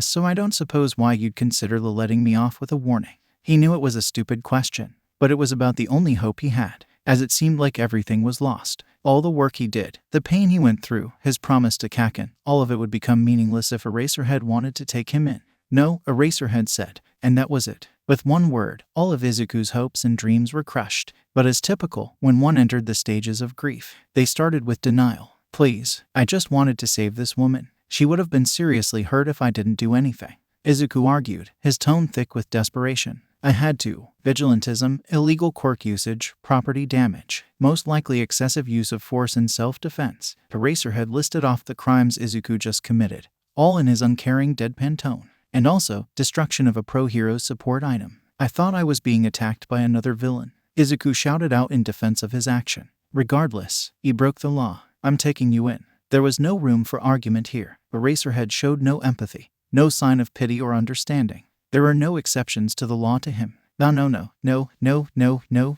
Izuku was now hyperventilating, his body spasming slightly with pure panic and fear. It can't end like this. I promised him. I promised. Eraserhead didn't move forward, because to put it simply, He was unsure of how to approach. The kid broke his capture tool. Not like he escaped it or wiggled out of it. He broke it with pure strength, something that shouldn't happen. That meant this kid was absurdly strong and possibly out of his league. Of course, normally he'd use his quirk to level the playing field, but he had been using that the entire time, and it didn't stop him from breaking his capture tool, meaning this kid had a mutation quirk, and that his quirk was completely useless here. Well, at least I can give my eyes a rest, Aizawa thought as he deactivated his quirk. His target was obviously a child, and they were very obviously panicking. And when someone panicked, they typically did something stupid, meaning he'd have to watch out for a sudden FWOOSH. Instead of that, what Izuku decided to do was run away, or rather, jump away. The green teen hopped onto the roof and started running away. Eraser had considered chasing him but figured it was futile. The kid was obviously faster and more agile than him, so chances are by the time he got on the roof, the kid would have already lost him. And even if he did catch him, his chances of actually subduing him were small at best. So, rather than attempting a pointless chase, he went to go attend to the obviously injured woman. Later, at the Midoriya household, Inko was already worried about her son, well, not just because of Katsuki's death, most right now because it was late, and he had yet to return. She reassured herself that he was fine. Izuku had been coming home late for a while now. Not quite this late, but still late. And with his new quirk, he had a way to defend himself if need be. He's fine, Inko muttered under her breath as she set the table. He's fine. Crash. And then Izuku burst through the door in tears, sobbing as he ran at top speed to his room. Oh dear. In Izuku's room. After quickly isolating himself in his room, Izuku proceeded to sob. Again. WHYYYY. Izuku shouted out in a combination of despair and rage. Why? Why does this keep happening? Why do I keep running into villains? Why can't I just help someone with getting arrested? GAH. In a fit of anger, he punched through his wall, his fist making a hole right from his bedroom into the hallway. It was over, even if he had managed to hide his face. He still had shown off his quirk, his strength, speed, and webbing. If he tried to go to UA and used his quirk to pass the practical exam, then it wouldn't take Aizawa, who was a teacher at UA, long to figure out the kid with the same quirk, body type, voice, and height as the vigilante that escaped him was the vigilante that escaped him. Maybe if it was another pro hero that saw him, he could hope that they would just forget about him and not go through the trouble of reporting him to the police and setting up a profile for him. But Eraserhead, no chance. He was strict and thorough. He didn't let even the tiniest thing go completely. And there was no chance that this would be fully forgotten anytime soon. Kaken, Izuku sobbed out. You only died a couple weeks ago and I already failed. I failed. For hours and hours, Izuku just continued to sob until he ran out of tears. Inko had tried to come in, but she quickly realized that right now he should be alone. And so eventually, that left Izuku with the question, what now? He couldn't give up. That simply isn't an option. He made a vow on Katsuki's grave. Bakugo's last request was that he become the best of the best. Izuku didn't know how he was going to get past this, but he would. He had to. Ag. Why? Izuku racked his brain for a solution. Why? Izuku kept shouting why, but he didn't really know what he was shouting why for. Because in the end, he didn't really regret what he did. That woman would have been either killed or greatly injured had he not stepped in. Sure, he wished he could have taken the guy down with less force and less property damage, but if the situation happened again, Izuku would jump in and rescue a person in danger all over again. After all, the last time he tried waiting for the heroes, Kaken died. Ugh, vigilantism, Izuku said out loud. He understood why it had been outlawed. Untrained vigilantes had caused tens of thousands, if not hundreds of thousands of casualties over the years, and who knows how much money and property damage. The law should be entrusted to thoroughly trained men and women, who were given the best education on ways to not only apprehend villains but save the lives of those around them. Illegal quirk usage was a problem. Bakugo had used his quirk to try and fight a villain, and all he did was end up setting everything on fire. This is why vigilantism was typically treated pretty seriously, and 9 out of every 10 vigilantes were apprehended. Of course, there were exceptions. Vigilantes of exceptional skill, power, and popularity were sometimes never caught, with some of them even becoming pro-heroes. And that is when Izuku got a very, very dangerous idea. In a dark alleyway, a trembling man was surrounded by 4 larger, scarier-looking men. Give us your wallet, one of the men ordered, getting closer to the soon-to-be victim. Please just leave me alone. The man begged. I said, give me your money. The man picked the man up by his shirt and raised his fist up in a threatening manner. I don't think he understands whose turf he steps on. One of the other men smirked and then opened his jaw up wide, as his teeth transformed into sharp fangs. Let me take a bite out of him, and then we'll see if he's still gripping onto his wallet.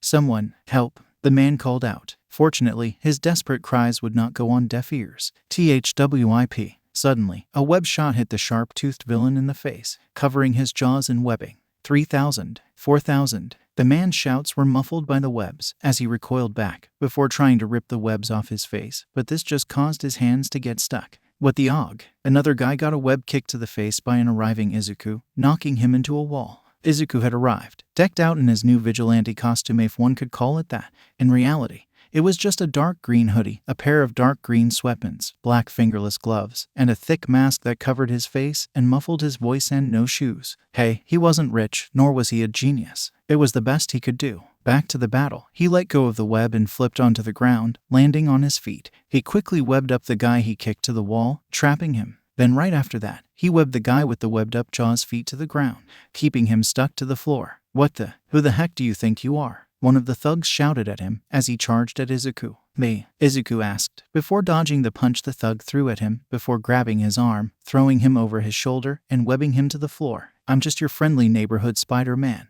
You messed with the wrong gang, fool. The last remaining thug's nails turned into claws as he got ready to attack. Izuku crossed his arms, trying to look as unimpressed as he could. Yeah, I just took out all your buddies in 2 seconds, but I'm sure you'll be the one to do me in. RAGH. Angered by Izuku's casual, nonchalant attitude, the villain charged him. He swiped at Izuku, who easily dodged it without moving from the spot. Oh, almost got me. The villain swiped again, and once more Izuku just ducked under it. Keep trying. Shut up. The villain raised his claw up and was about to bring it down on Izuku, but the vigilante just grabbed his arm.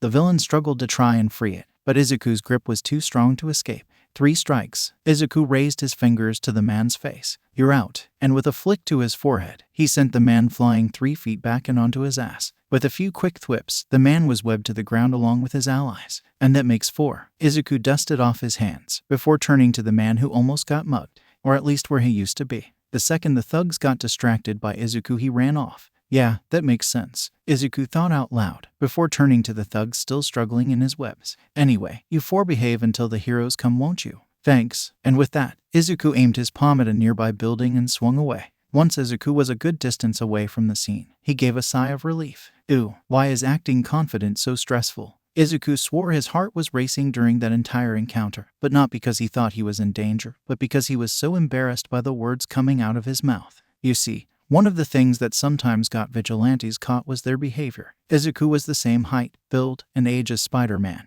and if he acted the same too, then that would bring suspicion. So he needed to change how he acted as Spider-Man. He needed to craft a persona, and so he thought back to 2 people, Bakugo and All Might. And what did those 2 have in common? Confidence. They oozed it. So naturally, Izuku tried to emulate them. However, there was a problem. Izuku couldn't copy Bakugo's jerkish attitude and short temper, nor could he copy All Might's overwhelming power and bright smile. So he needed to show confidence in a different way. And after a bit of thinking, he found the absolute best way to do so. Quips. Non-stop, corny, cocky as hell quips. This worked well for so many reasons. Firstly, it was insanely out of character for him. No one that met Izuku even for a second would think that the meek, constantly stuttering, nervous Izuku would be the same guy flipping around throwing out one-liners like he was untouchable. However, it was so out of character that Izuku was both unused to it and extremely uncomfortable doing it. He had to spend weeks learning how to throw out quips while not stuttering and sounding fully confident. And even then, if someone saw his heavily blushing and flustered face, then any illusion of confidence would be broken. Although if anyone got a look at his face, he'd have a lot more issues than people not buying his act. The second reason that Izuku went with quips is that they also served as a tool he could use in battle. You see, the more annoying Izuku was, the angrier his opponent would get at him. This not only focused their attention on him, rather than any civilians that might be around, and it could make them sloppier and easier to take out. The only reason it wasn't a more common strategy is because while someone was concentrating on coming up with witty remarks, they could lose their focus on the actual battle, and they could get blindsided by an attack or miss other important details. Fortunately, Izuku had a spider sense. It was amazing how useful that power was, and Izuku could only imagine how many times it would save him in the future. Tree branch, coming at you from behind. Like right now, Izuku swung to the side and narrowly avoided a long branch surging past him. Oh, crap. Izuku knew that only meant one thing. Stop. You are committing an act of vigilantism. Behind him, Kami Woods, swinging after him with his quirk. Now, this was a problem. He could escape many heroes with just the fact that he had aerial mobility. Kamui was a pro hero with the same ability and much more skill, If you have any respect for the law, you will get on the ground and surrender. Kamui called out. Oh crap, oh crap, oh crap. Izuku thought in a panic. I can't outswing him yet. Okay, focus Izuku. What advantages do you have? I'm much stronger. And on the ground, I'm much faster. But if I just go on the ground, he'll have the aerial advantage to catch me. I need to get him on the ground, but how? Wait. And with that, Izuku stopped swinging and fell to the ground, landing on his feet. I surrender. I hope this works. Izuku would have crossed his fingers if he didn't think it would give away his ruse. Much to Izuku's relief, Kamui came down to ground level, landing a few feet away from Izuku. However, before he got close to Izuku, he shot out his wooden arms and wrapped Izuku's upper body up in it.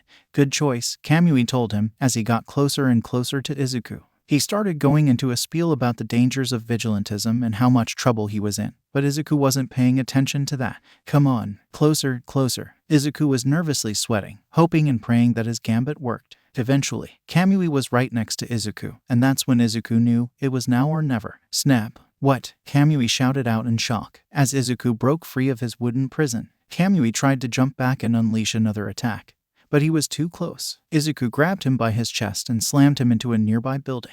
Gah! While Kamui was recoiling in pain, Izuku webbed him to a building. People around him gasped and screamed, shocked to see what he did to a pro hero. Sorry about this. See ya, Izuku said as fast as he could, before bolting away, before going into the air with his web swinging. It was a good thing that Izuku wasn't a well-known vigilante yet, otherwise, Kamui wouldn't have been so careless. Yes, there was a profile for Izuku, but he was a small-time vigilante right now, only known for taking out low-level crooks, so it was unlikely that most heroes would know who he is and what powers he had. Although, this incident would likely bring him unwanted attention. Of course, Izuku would want attention for his plan to work, but not right now. He knew no matter how hard he trained, it would never give him experience. He needed to start fighting villains, and he needed to do it on a manageable scale. Too many people choked on their aspirations. Izuku would not be one of them. 80. It took Izuku a bit to get back home. After all, it's not like he could just walk in through the front door. He was a vigilante. After all, if someone saw him swing in through his window, then it would be game over. First, he had to find a place where no one was looking, take off his costume, and then he could start heading home. Once Izuku did get home, he was typically alone for a while. His mother was back to work at the hospital. She had taken a vacation to spend time with Izuku after the spider bite incident, and then took some more time after Bakugo died. But now she was back to work, giving Izuku plenty of time to go behind her back and be a vigilante. Yup, Izuku still hadn't told her. To be fair, it wasn't an easy thing to tell your mother. Hey mom, I'm gonna try and become a vigilante and hope that I become so impressive that they make me a pro hero. He had told her about his encounter with Eraserhead, and that he couldn't go to the UA hero course anymore. He needed to because otherwise, she would update his quirk registration, and then the heroes would find him. She had of course coddled him and gave him more reassurances, but all that did was make Izuku feel guilty. He did plan on telling her soon. I mean, after all, once he got more notoriety, it'd be impossible for her not to notice. But he'd do that later, and maybe whenever later came, he'd know what to say to her, but probably not. Once Izuku got back into his room, he immediately got to work on his desk, but not on anything vigilante related. No, this was for school. You see, Izuku still intended to go to UA, just not as part of the hero course. He now planned on joining the support course. After all, he had held some interest in support gear, and the way they interacted with quirks, and he could help out the heroes in training as well. Bonus. Now would it make more sense for him to enter another school, one where Eraserhead wasn't? Well yes, but UA was still his dream school and he wasn't about to let that go. Plus it was unlikely that Eraserhead would manage to single him out, given that he wouldn't even be in his class and he had only encountered him once, quite some time ago. At least that's what Izuku told himself. Alright, time to get to work. Izuku cracked open a book and was about to start studying. And then at just that moment, his phone rang. He looked at the caller ID and saw it was his mother. Why did he have a bad feeling about this? Naturally, he picked it up and held the phone to his ear. Hey Izuku, would you like to explain why there is a spider-themed vigilante on the news? Inko shouted into the phone. Izuku's eyes widened as he realized that his run-in with Kamui may have drawn more attention than he realized. 100. That's right, a spider-themed vigilante has appeared in Musutafu, taking down a small gang of villains before being approached by the rising star, Kamui Woods. A newswoman on a TV reported the vigilante appeared to have surrendered, but this was apparently a ploy, luring the hero into a false sense of security before attacking him. The news then showed a video taken on a phone of Izuku breaking free of Kamui's wooden bindings, throwing him into a building, and then webbing him up before swinging away. The vigilante then escaped, and his currency whereabouts are unknown. The woman said, so far the only things known about him is his spider-themed quirk and his vigilante moniker. Spider-Man, Spider-Man, Death Arms repeated. The pro hero was currently sitting in his house, laying back on his couch with various bottles of alcohol around him, a big one in his rather large hands. So that kid became a vigilante full-time, he asked himself, before taking another swig of his bottle. It was obviously that kid from the sludge villain incident. Same build, height, and quirk. Now, one would expect Death Arms to do his job and report Izuku for vigilantism. But he had no intention of doing that. Why would he? How could he? This was probably his fault. Og need more beer. Death Arms got up to look for more alcohol. Things had not been going well for him ever since the sludge villain incident. For obvious reasons. He let a kid die. He completely and utterly failed at his job, so much so that a literal child could have done it better. What's worse is that as far as the public was concerned, Death Arms had saved Bakugo. Because that was technically true. He had saved him at the moment. And he stopped the sludge villain, but ultimately, the kid still died because of his actions, or rather his inaction. But the public didn't know that. The HPSC made sure of that. As far as the public was concerned, Bakugo Katsuki stopped existing after he went to the hospital. But not to Death Arms. Death Arms would never forget him no matter how much he drank. The other kid that would haunt his nightmares. The green-haired kid he hadn't learned the name of. The kid who could do his job better than him. And the kid whose look of pain and suffering as he watched his friend die would forever stick in his mind. And now that kid was a vigilante. Again he could report him. It was his job to report him. But he'd already failed at his job once before. Why start doing it right now? And if he deserved to be a hero, then surely that kid did too, so who cares? Death Arms found a can of beer in his fridge and quickly started chugging it down. He'd keep his mouth shut. He owed the kid that much. 100. A spider-themed vigilante, how interesting, and he managed to escape from Kamui Woods. Yes, could have potential, but I need to test him. Let's see what villains are active in that area. Still learning, it seems. Saw not someone too dangerous, but Somion who should prove a challenge. Yes, Vulture. He should do. I just need to pull a few strings and keep the heroes in the area distracted while Spider-Man does what he needs to do. Izuku knew his mother would disapprove of his choice to become a vigilante. The mature thing to do would be to sit down and have a conversation with her about his decision and convince her that he was doing what he needed to do. However, Izuku was a purely irrational being, known as a teenager, so instead, he did this. Wow, Mom, someone else has spider-themed powers? That's insane. Anyway, I gotta go bye. Before Inko could say another word, Izuku hung up. He would pay for that later, but at least he had some time until Mom got home to figure out what he was gonna say. And then he heard the front door open. Izuku, he heard his mother yell. She came home early. Izuku was starting to panic even more than before. Sweating heavily, she heard her footsteps getting closer to him. Again, if he was a logical person, he would face her right now and talk to her like an adult. But as mentioned earlier, teenager. So instead he webbed up his door and quickly started changing into his Spider-Man costume. TWHOM. THWOM. THWOM. Izuku. Inko tried to open the door, only for the web to stop it. After a few more seconds, Izuku finished putting on his costume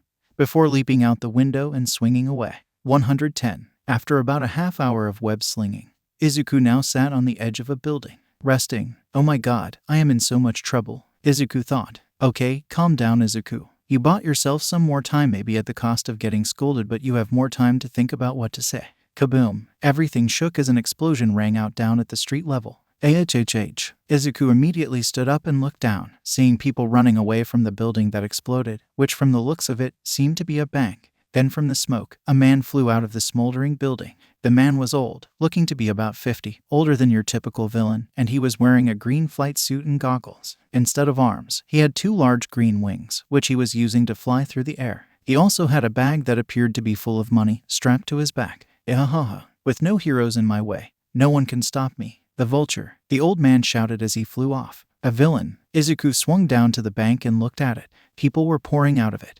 And his spider sense wasn't going off, meaning everyone inside should be fine. So after getting a running start, he started swinging after Vulture. It took Izuku about a minute of web slinging before he got close to Vulture. Izuku then brought his hand forward and shot out a web line that caught the villain's foot. Vulture noticed the web hitting his foot and looked down the web line to see Izuku, who was now hanging onto him. What's this, little pest? Vulture flew next to the building, jerking Izuku into the building and dragging him along the side of it. Ugh, gah, puh. Izuku grunted as his body skidded along the side of the building at high speed. I need to do something. Wait, I haven't managed to pull this off, but it's worth a try. Izuku used his legs to push him off the side of the building for a moment, and as he came swinging back to it, he landed on his legs and started running. And after doing it for a few seconds, he wanted to vomit. Running sideways was just so disorienting it made his stomach turn. Izuku had to stay focused on his movement constantly, listening to his spider sense to avoid tripping over any faults in the building and keeping himself steady. Funnily enough, Vulture actually helped with this, as being tethered to something made it easier to fight off gravity's constant pull. And so he was doing it, running on the sides of buildings that Vulture threw him against. He was doing it unsteadily and awkwardly, but he was doing it. Vulture saw that his plan to smack Izuku in the sides of the building wasn't working, so he instead just used his wing to cut the web line. With the web line cut, Izuku lost his balance and fell off the side of the building. Quickly, he shot out a web line and started web slinging. He kept chasing Vulture, but he knew he was quickly losing track of the flying villain. If this kept up, he was going to lose him. I need something to make him stop. Wait a minute. Izuku got an idea. Hey, Windbag, are you sure putting that money on your back is a good idea? Your spine might turn to dust if it hadn't already. Old man. Vulture slowed down for a second before turning and glaring at Izuku. What did you say to me, you little shit? The villain then brought his wing back, before throwing it forward, as 5 large feathers shot out at Izuku. Whoa, Izuku's spider sense blared. He was gonna have to dodge in midair. Not a skill he really had the chance to work on. He threw himself into the air, using his acrobatic skills to try and dodge the feathers. Izuku managed to move his body around 3 of the feathers, but 2 of them grazed him, making bloody cuts in his side and his left leg. Grr. Izuku grit his teeth and powered through the pain. He couldn't afford to slow down after managing to get his opponent to do the same. His quirk seems to be similar to Hawk's, but he's definitely nowhere near as fast, and he doesn't seem to be able to control his feathers or bring them back. Izuku looked at the way Vulture was flying, meaning he gets slower until he presumably grows them back, with his target now moving a bit slower. Izuku once again shot out a web line to try and latch onto Vulture, but the villain dodged it. Damn it. Izuku shot out another web line towards a building to continue web slinging. But Vulture shot another feather out and cut the web line, sending Izuku falling to the ground. Crap. Izuku kept shooting out web lines, trying to catch himself using the building, but Vulture had figured Izuku out, and instead of running away, he was going on the attack, shooting out his feathers at Izuku's web lines and cutting them. Without being able to web onto anything, Izuku just kept plummeting to the ground. No. Izuku could probably survive a fall from 20 stories high, but it would hurt a lot, and it would let Vulture get away. And then it got even worse. People under you. His spider sense went off, and Izuku looked under him to see that there were lots of people just standing there, watching them. And underneath him was a mother and a little girl, staring at him in shock, which was also most likely the reason he wasn't moving. He looked back up and saw Vulture, waiting for him to plummet and ready to cut off any of his web lines. So maybe he shouldn't just shoot web lines. Izuku aimed at Vulture and shot out a barrage of web shots. Vulture started dodging the web shots, and Izuku realized that now was his chance. He shot out not 1, but 2 web lines at 2 parallel buildings. The web lines stretched a little bit, and Izuku came dangerously close to the ground before he catapulted back up, right at Vulture. Izuku moved too fast for Vulture to react, and he grabbed the villain as his momentum carried them both further into the sky. Got you. Izuku grabbed onto the villain's collar and raised his fist to punch his lights out. He's attacking your chest. Izuku's eyes widened. He'd thought he had won. And it was that confidence that slowed his reaction and allowed Vulture to bring up his wing and slash Izuku's chest. Aghhh. Izuku recoiled back, falling off of Vulture as blood gushed from the massive gash in his chest. Vulture started to fly away. And after a few moments, Izuku recovered from the initial blow, shot some webbing to cover up the gash in his chest, and kept going after him. Izuku's pain tolerance was extremely impressive, but a massive bleeding gash in his chest was enough to throw off his focus a bit, and that made him move slower, and Vulture was once again threatening to escape him. Damn it, I'm never going to catch him like this. I need to think of something else, Izuku thought. Maybe an ambush. For an ambush to work, he'd need to know where Vulture was going. Okay, he's probably not going to head to his base or safe house since I'm still following him. So his priority should be to just escape me as quickly as possible, Izuku reasoned. So what routes could he be going? He paid close attention to Vulture's flight patterns. He flew left around a building, then right around another once in quick succession, before making a hard left around another building and flying in the opposite direction. He's flying in a loop, in a serpentine pattern, I think. Right now we just turned a corner, meaning that maybe I can cut him off as he goes around another corner, Izuku planned, looking over the buildings. That one. Izuku strayed away from Vulture, losing sight of him as he latched onto a nearby skyscraper. I have to move fast before I lose him. Izuku shot a web line to the top of the building, grabbing onto it firmly, before using it to balance himself while he ran up the building. After about 10 seconds he made it to the top and ran over to the other side. Looking down he saw that Vulture had just turned the corner of the building. Izuku jumped off the side of the building, down towards Vulture. Vulture saw the shadow of something above him, and as he looked up, he saw Izuku coming down on him. Wham! Izuku came down on Vulture and lightly punched him in the face, instantly knocking him unconscious. Yes, the green vigilante celebrated for a moment, before quickly remembering that he and Vulture were still falling. Izuku grabbed Vulture and shot a web line at the building, stopping them both. Phew! Izuku took a sigh of relief, taking in his victory. 80. The police set up a perimeter around the exploded bank, with cops, detectives, and other members of law enforcement scuttering about doing their jobs, while the media was around asking questions and taking pictures. When suddenly from above, Vulture fell down next to a police car, stuck in a web cocoon, before the bag of money he stole landed on top of him. The policemen all immediately crowded around the defeated villain, before they all heard a THWIP. They looked up and saw Izuku swinging away. Sorry fellas, I need to take care of this gaping wound in my chest. See ya soon. The cops had taken out their guns but soon realized that he was too far away to shoot, and instead focused on the captured villain. The media, on the other hand, took pictures of the vigilante that saved the day, while the heroes were nowhere to be seen. 140. Inko was going to give Izuku a tongue lashing the likes the world had never seen when he got home.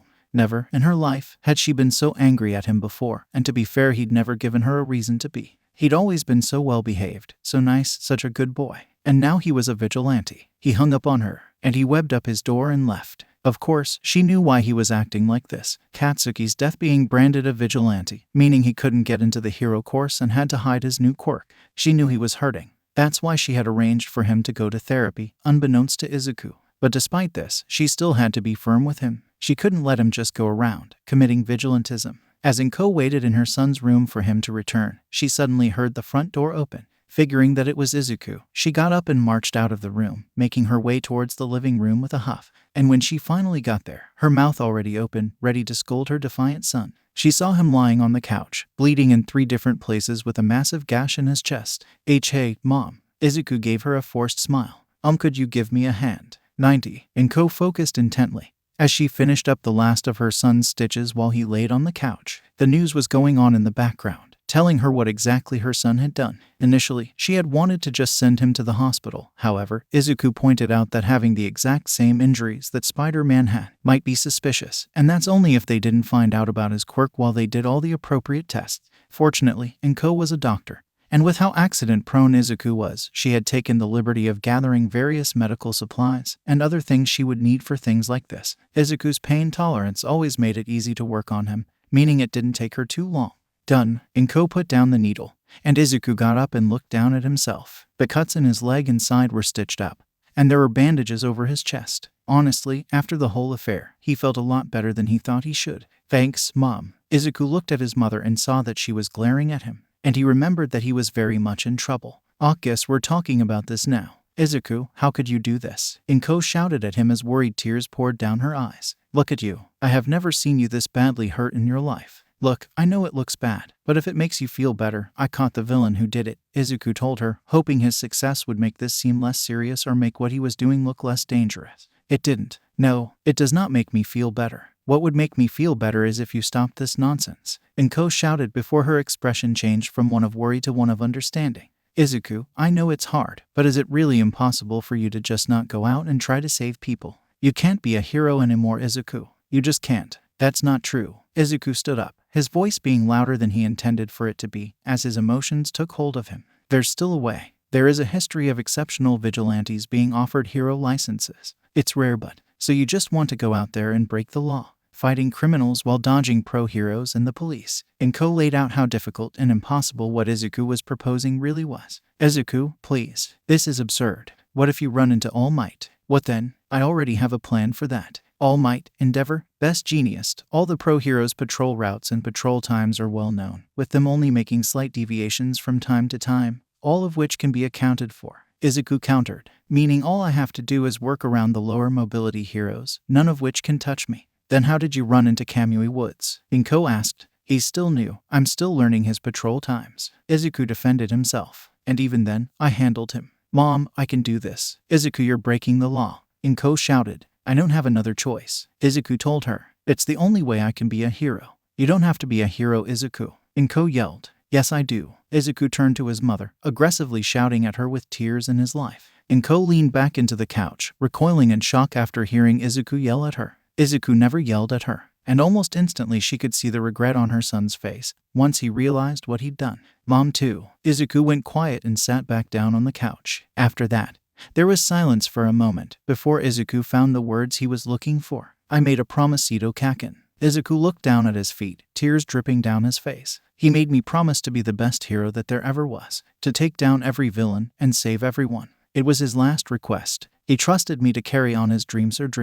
It's not just about me anymore. It's not my choice. If I just give up, then I won't just have failed myself, I'll have failed Kaken, and I can't do that again. Inko looked at her son, at the resignation baked into his expression. There was no doubt there, no room to change his mind. Then why did you save that woman? Inko asked him. You could have just wait for a hero. Izuku interrupted her, his tone bitter. Like I did with Kaken. Inko's mouth shut as she realized she just walked right into that. My spider sense was ringing. It was telling me she was in danger. Izuku explained. If a hero was going to save her, then it wouldn't have gone off. That woman would have gotten very hurt or she would have died. Do you think I should have just let her die too, Mom? Aye.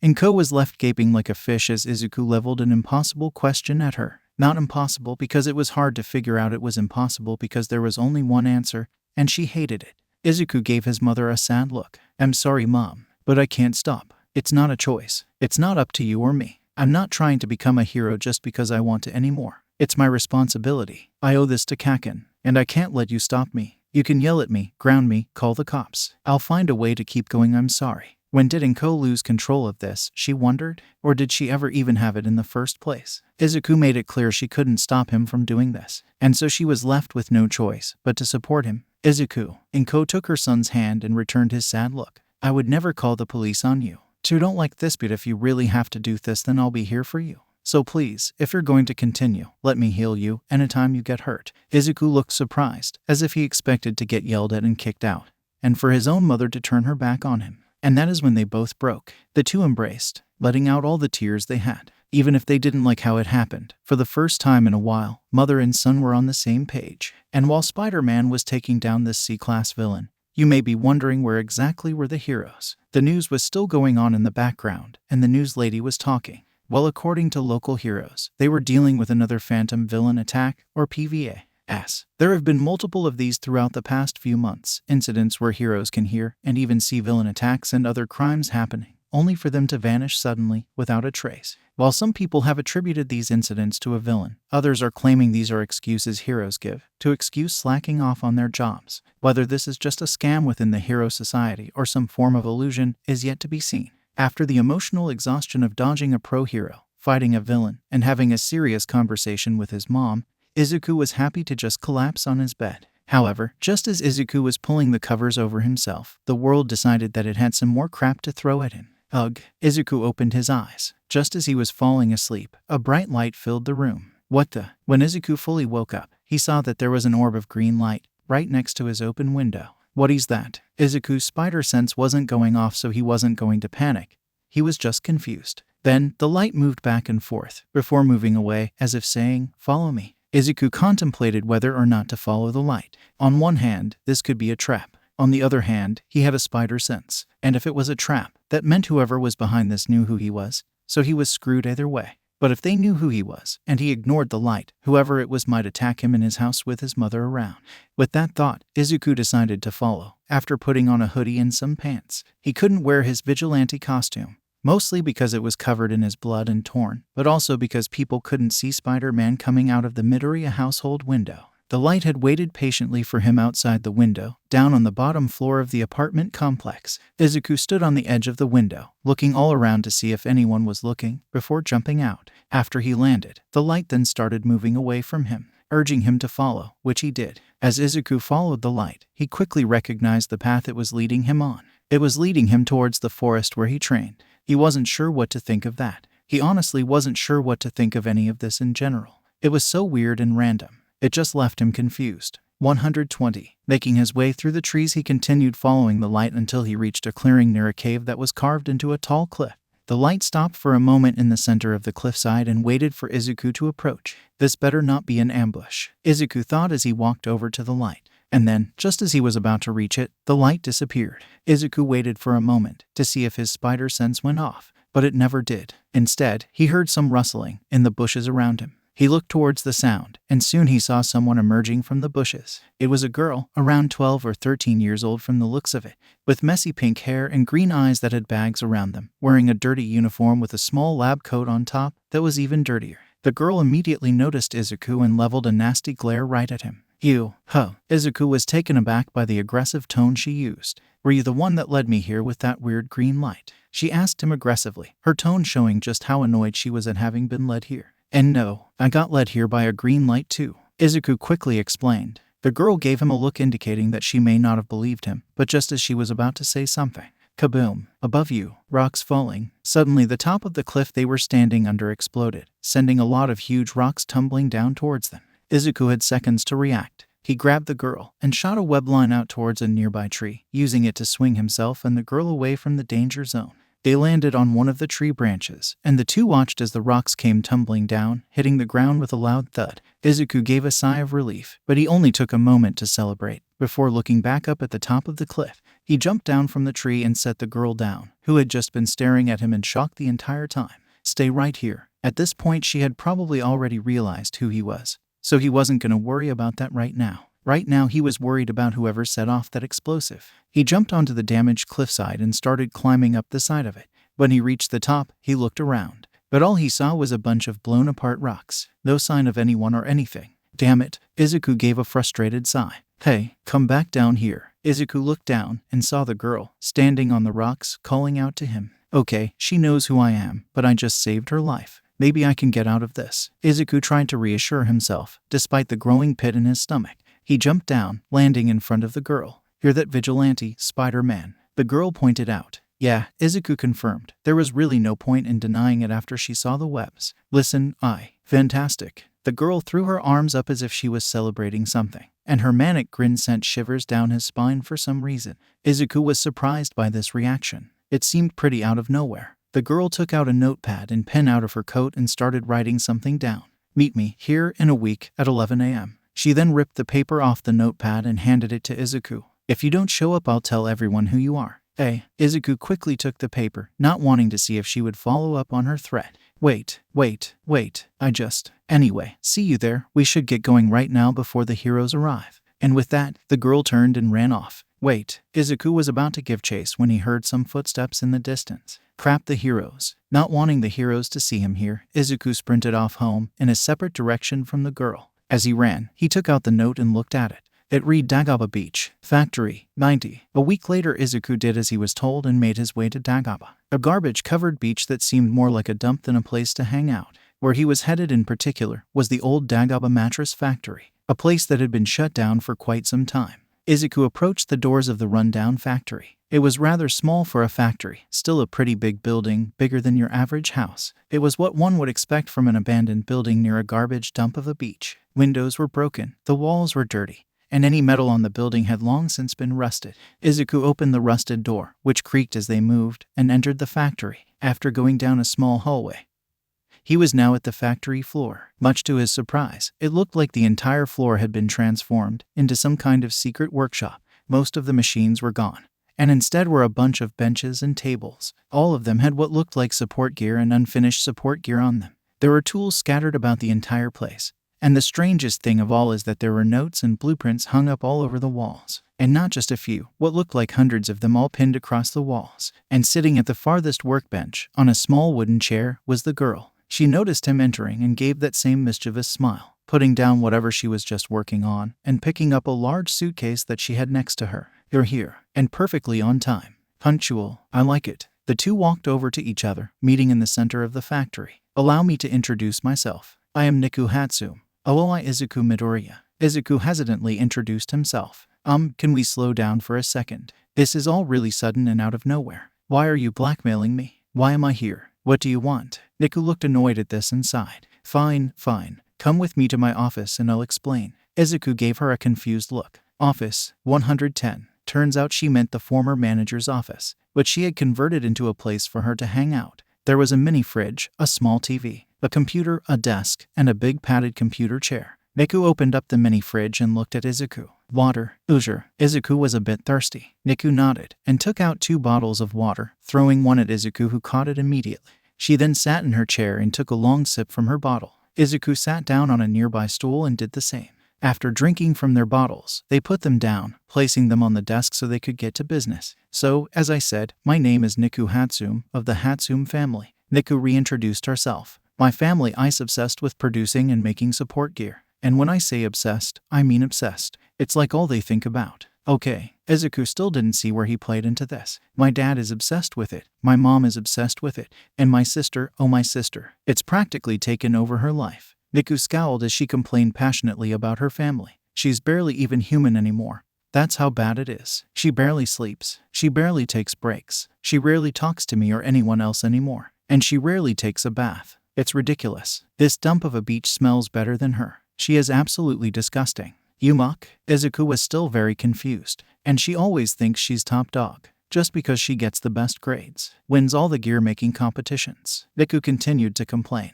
And now she is joining the UA support course, and I just know that if she gets in it'll inflate her ego even more. Okay, Izuku was just repeating that word to try and urge her to get to the point. So, I made a plan that'll kill her ego in its tracks, and that is where you come in. Niku pointed at him with a cocky smirk, before picking up the suitcase, putting it on the desk, and sliding it towards Izuku. Check it out. Given what she said earlier and the fact that she made this place into a workshop, this is probably some kind of support gear. By why? Izuku was still confused but just decided to go along with it. He opened the case, and inside was a costume. The costume was separated into 5 parts. The mostly green mask, with black lines running along it in a web pattern, as well as 2 big white eyes. Next was the main piece, which went over most of his body and a little down his arms and legs. It was also mostly green with the web pattern like the mask.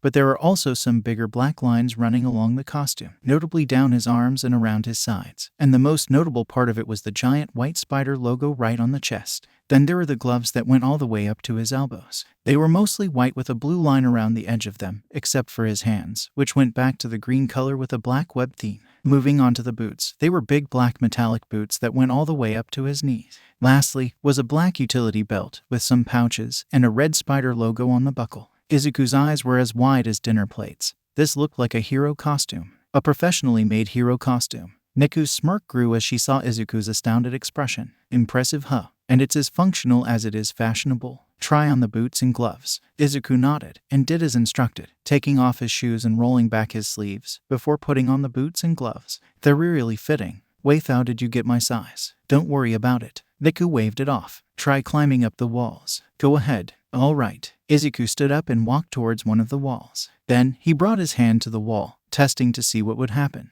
He tried to stick to the wall and it worked. He could stick to it even with the gloves on. Since that worked, Izuku decided to start wall crawling. He brought his other hand to the wall, and it stuck. Then he brought his foot up onto the wall ... and it stuck. Izuku got onto the wall, and stuck to it without any issue. Perfect. It works just as I thought it would. Deku did a small fist pump. The tips of the gloves are super thin, so you'll still be able to stick to things even with them on. The boots were a bit tricky. I couldn't make them thin. Otherwise, they wouldn't protect your feet. So I had to find a way for the boots themselves to stick on the walls. Which I did. The boots will attach to almost any surface without issue, depending on how you flex your foot. All you have to do is use your quirk to stick your foot to the inside of the boot, and you'll never have to worry about them falling off or losing them. That's amazing. Izuku looked at the gear with a big grin on his face, before he remembered why he was here, or rather he remembered that he was trying to figure out why he was here. Thighs is all great, but why are you doing this for me? Simple, since I'm not old enough to get into UA,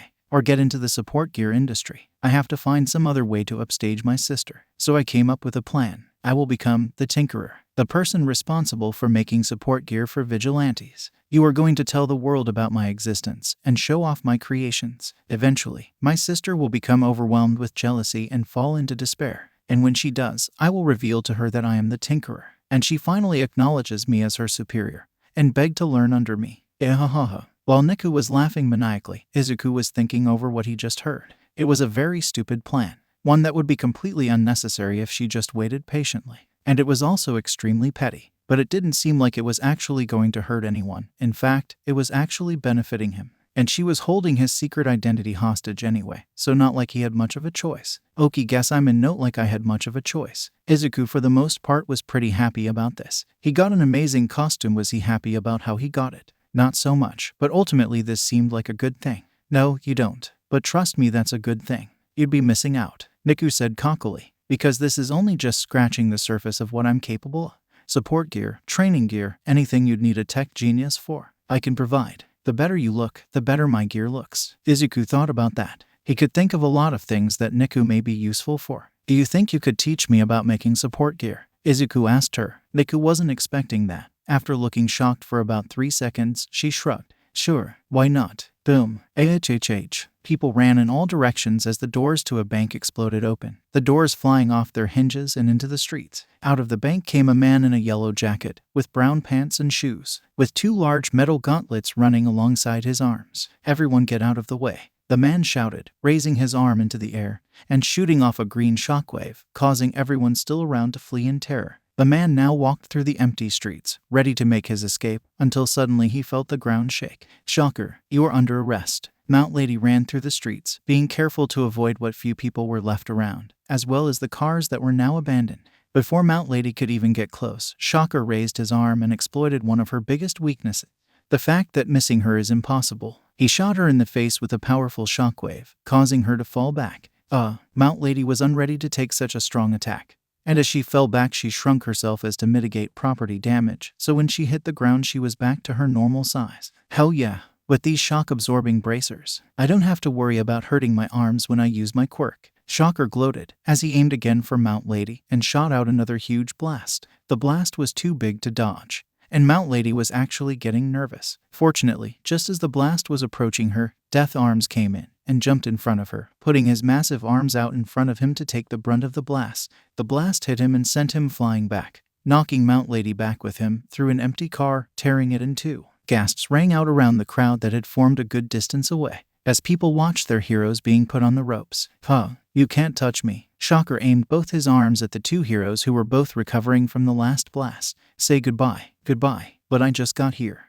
Shocker looked up and saw that Izuku was web-slinging over the crowd in his new costume, and was making his way towards Shocker fast. Spider-Man, get back. Shocker shot out a blast at Izuku, but Izuku shot a web line to the ground and pulled himself down to dodge the blast. Once Izuku hit the ground, he ran up to Shocker as fast as he could. Before Shocker could even react, Izuku had almost closed the wide distance between them, and as he panicked and tried to shoot another blast, Izuku made it to him and kicked his arms upward, causing the blast to go harmlessly into the sky. Wham! And with one punch, Izuku knocked the villain out cold, laying him out on the floor. Well, guess Shocker got socked, Izuku quipped, cringing internally. The crowd didn't seem to notice and was too busy being shocked at how quickly and easily Izuku took out a villain that had put 2 pro heroes in distress. Man, tough crowd, Izuku said in response to the silence. Well, better get going. See ya. And with that, Izuku got a running start before web-slinging away. Oh no, he's getting away, Mount Lady said sarcastically, as she laid on the floor. Someone stop him. Normally she would try to go after vigilantes, but considering he just saved her life, she would give him a pass this time. Also, she just really didn't feel like getting up at the moment,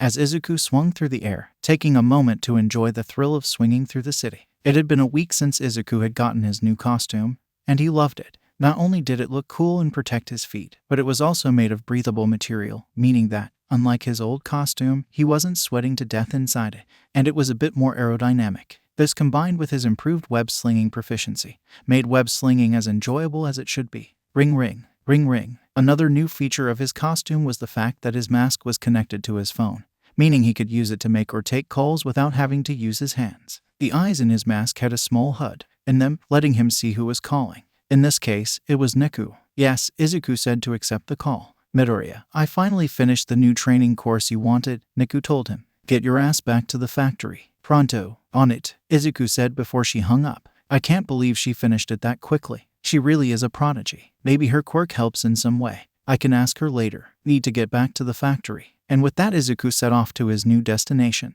120. Izuku burst through the doors of the factory and made his way to the workshop. I'm here. Yeah, I heard you come in. Did you break the doors when you came in? God, Deku complained with a slight scowl on her face. Sorry. Izuku gave a bunch of apologetic bows in quick succession, before rapidly looking around the factory. Where is it? Niku rolled her eyes. How you get so excited over such a trivial thing is beyond me. Follow me. The Pinkette led Izuku through the factory to one of its many abandoned rooms. It was completely dark due to the lack of windows, but when Niku turned on the lights, Izuku's face broke out into a huge grin. Although if one looked at the room initially, they may not see the hype. In reality, it was just a brick room with a bunch of very intense-looking tennis ball machines scattered around in a circle, all pointing towards the center of the room. And in the corner of the room was a tall cardboard box with the word civilians written on it. Here it is. Niku threw a remote at him, which Izuku caught without looking. I'll be working on something that requires a bit more thought. Try not to disturb me. And with that, she left Izuku to his training.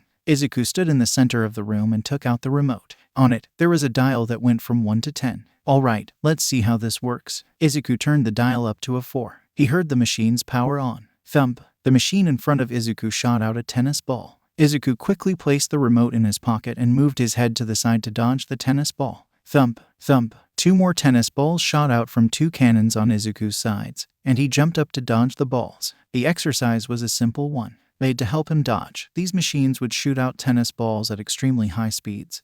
And they wouldn't just come out randomly, they were all linked to a computer that was given an AI that would randomly generate attacks and follow up attacks. The balls would also bounce off the walls, meaning Izuku would still have to dodge them. And in the box was a dummy, meant to help Izuku replicate the feeling of protecting someone while dodging. Izuku continued dodging the balls, his speed, spider sense, and acrobatics making it rather easy. After a few minutes, Izuku took out the remote and turned the machine off. Alright, pretty simple, kind of easy, let's try it at the max. Izuku shrugged. What's the worst that could happen? And so Izuku dialed it up to 10. Thump, thump, thump, thump, thump, thump, thump, thump, thump, thump. Immediately all the machines shot out the tennis balls at almost bullet-like speeds, which Izuku could only barely react to.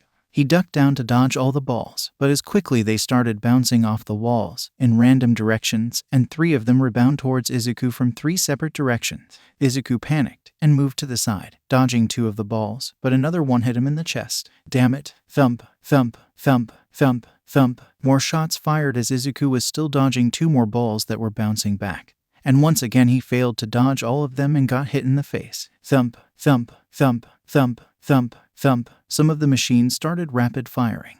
And as the machines fired faster and as the balls bounced off the walls, he kept getting hit again and again. Fortunately, while the balls moving at this speed would really hurt a normal person, for Izuku it was just a bit annoying. Okay, that's enough. Izuku took out the remote and turned the machines off. After that, Izuku sat down on the ground and took a quick breather. Well, looks like I still have some training to do. 150. Izuku sat on the ledge of a building, looking for crime. However, today seemed pretty peaceful. Fortunately, Niku called to make things a bit more hectic. Hey, Izuku, there is another C-class villain in thugs, holding people hostage at Bioin Hospital. Think you're up to it? She asked. That actually gave Izuku pause. I'm not sure. This isn't like a normal situation where I can just punch the villain and get out of there. If I'm not careful, people could very easily die. Right, but they did say if the heroes don't come with the ransom money in an hour, they would start executing hostages. Niku explained. By the way, that was 40 minutes ago. What? Izuku shouted. He was so shocked he nearly fell off the roof. Where are the heroes? What are the police doing? Well, it seems a few heroes have gathered and some are scouting out the building, but none of them are suited for stealth. And I don't see any ransom money nearby. Niku explained, maybe a bit too casually. Things aren't looking so great. We have about 20 minutes till they blow someone's head off. Izuku was stunned into silence. His blood pressure shot up as he stressed over this decision. Okay. Let's think about this. On the one hand, I could really mess this up and get someone killed, and on the other hand, things are looking like someone is about to die anyway, but they wouldn't just sit by and let someone die, would they? It only took a brief flashback of his dead friend suffocating to death while the heroes just watched to remind him that, yes, they would. I'm on my way, Izuku told her. He was intensely nervous. His hands were even trembling slightly. He had to do this perfectly. Think you can get me any help? I'll send a drone to scout the building. And I'll give you access to the police radios. Niku told him. Don't screw this up. I can't, Izuku responded. 110. Izuku was perched on the building opposite to the hospital and looked at the scene down below. He'd never swung as fast as he just did.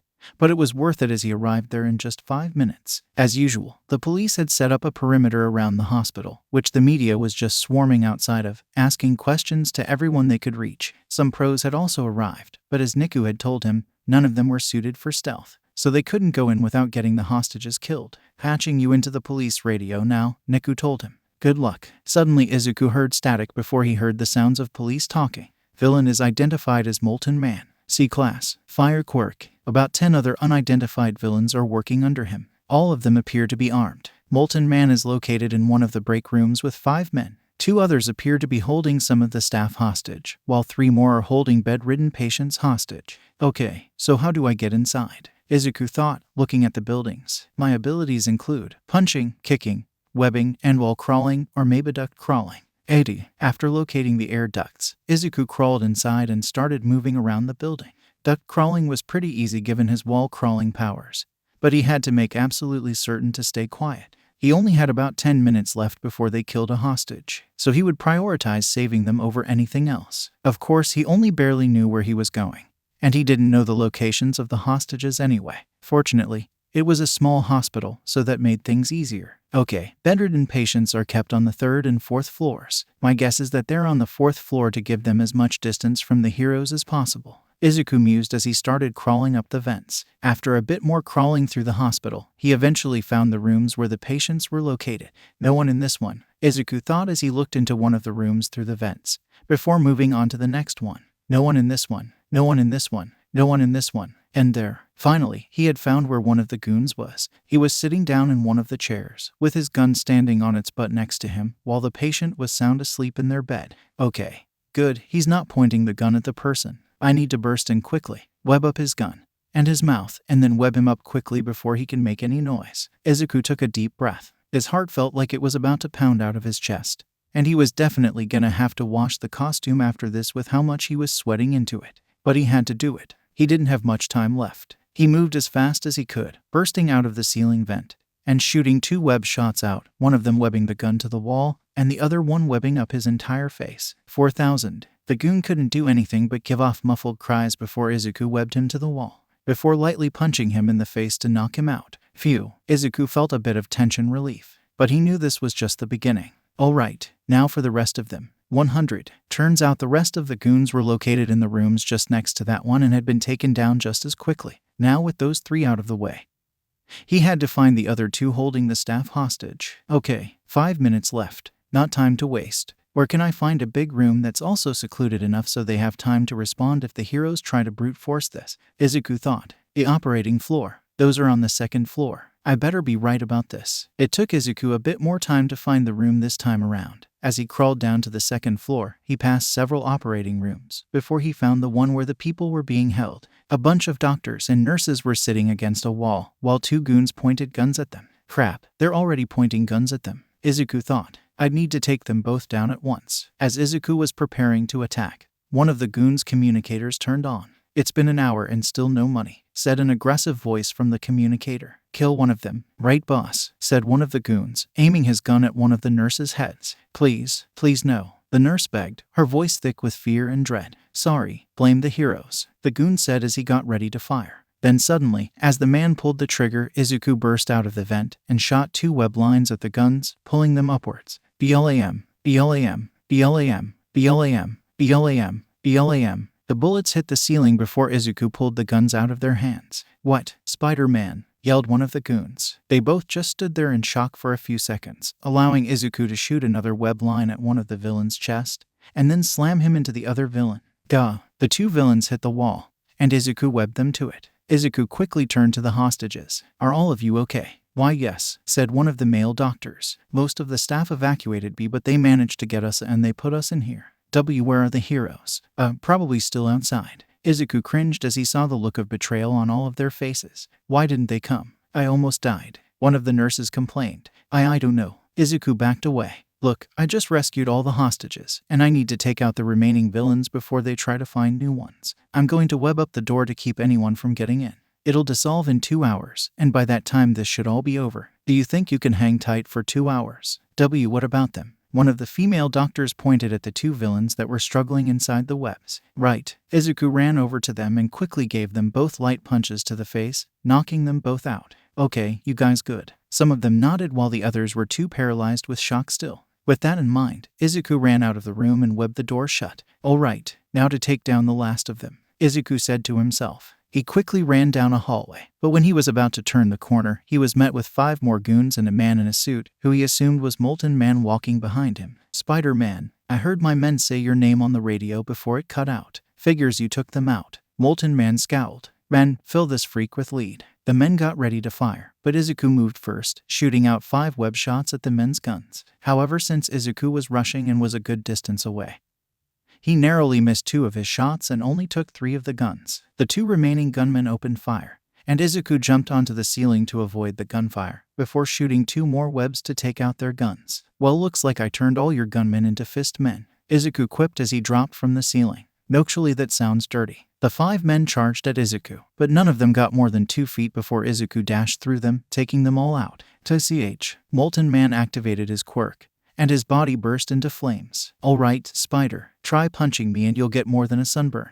Molten Man then shot out a huge ball of fire that took up half the hallway. Izuku webbed up all the unconscious villains on that side of the hallway and pulled them away from the attack while dodging it himself. "You know, for a guy with a fire quirk, you sure are cold-hearted. Guess it's time I put you out." The vigilante then crossed his arms and shot out 2 web lines at the walls next to Molten Man. Then he gave them both a hard tug, causing those parts of the walls to break free and smash Molten Man between them. "Gah!" Molten Man shouted as he was smushed between bricks. "Now let's try this." Izuku shot a web line at one of his guns and started swinging it around, swinging it faster and faster before he smashed the butt of the rifle into Molten Man's head, knocking him out. Izuku dusted off his hands. "Alright, now that that's done, how do I tell the heroes?" 90. Eraserhead arrived at the panic scene, moving past the police tape and going up to one of the policemen. "What's going on here?" Aizawa asked him. "Villains have taken control of the hospital, and they have hostages. They're demanding money, and saying they'll shoot a hostage every hour until they get it." The man cringed. "And that was over an hour ago. So they've probably already shot someone." Aizawa's scowl hardened, and he glared at the officer. "Why hasn't anyone tried to rescue yet? And none of the heroes can do stealth very well." The officer wilted under Aizawa's intense glare. "You're the only one." Aizawa looked around at the heroes that were just standing around. What the cop said was true. All the heroes that gathered either specialized in punching things or rescuing people in the aftermath of big villain fights. If any of them tried going in, they'd likely just get someone killed. Looks like it was all up to him. He turned back to the cop. "Okay, so..." Crash. Everyone suddenly stopped what they were doing and looked back up at the hospital. From the second-story window, the unconscious Molten Man was thrown out and strung up on a web. Attached to his chest was a sign that said, "Hey guys, eat your bad guys for ya. Might want to move faster next time they almost shot someone. Love, your friendly neighborhood Spider-Man." Aizawa sighed, partially from exasperation and partially from relief. Looks like someone who could do stealth had shown up. Alright, 2 more villains were taken down by Izuku. Another thing Izuku has as an advantage is that he doesn't need to be stupid to make a villain last a whole episode or issue. Something I am really going to emphasize with Izuku is his speed, because a lot of people don't realize how fast Spider-Man is and should be. Really, that's the main reason most of his villains shouldn't be able to match him. He could literally run around them 10 times before their brains could even process what happened.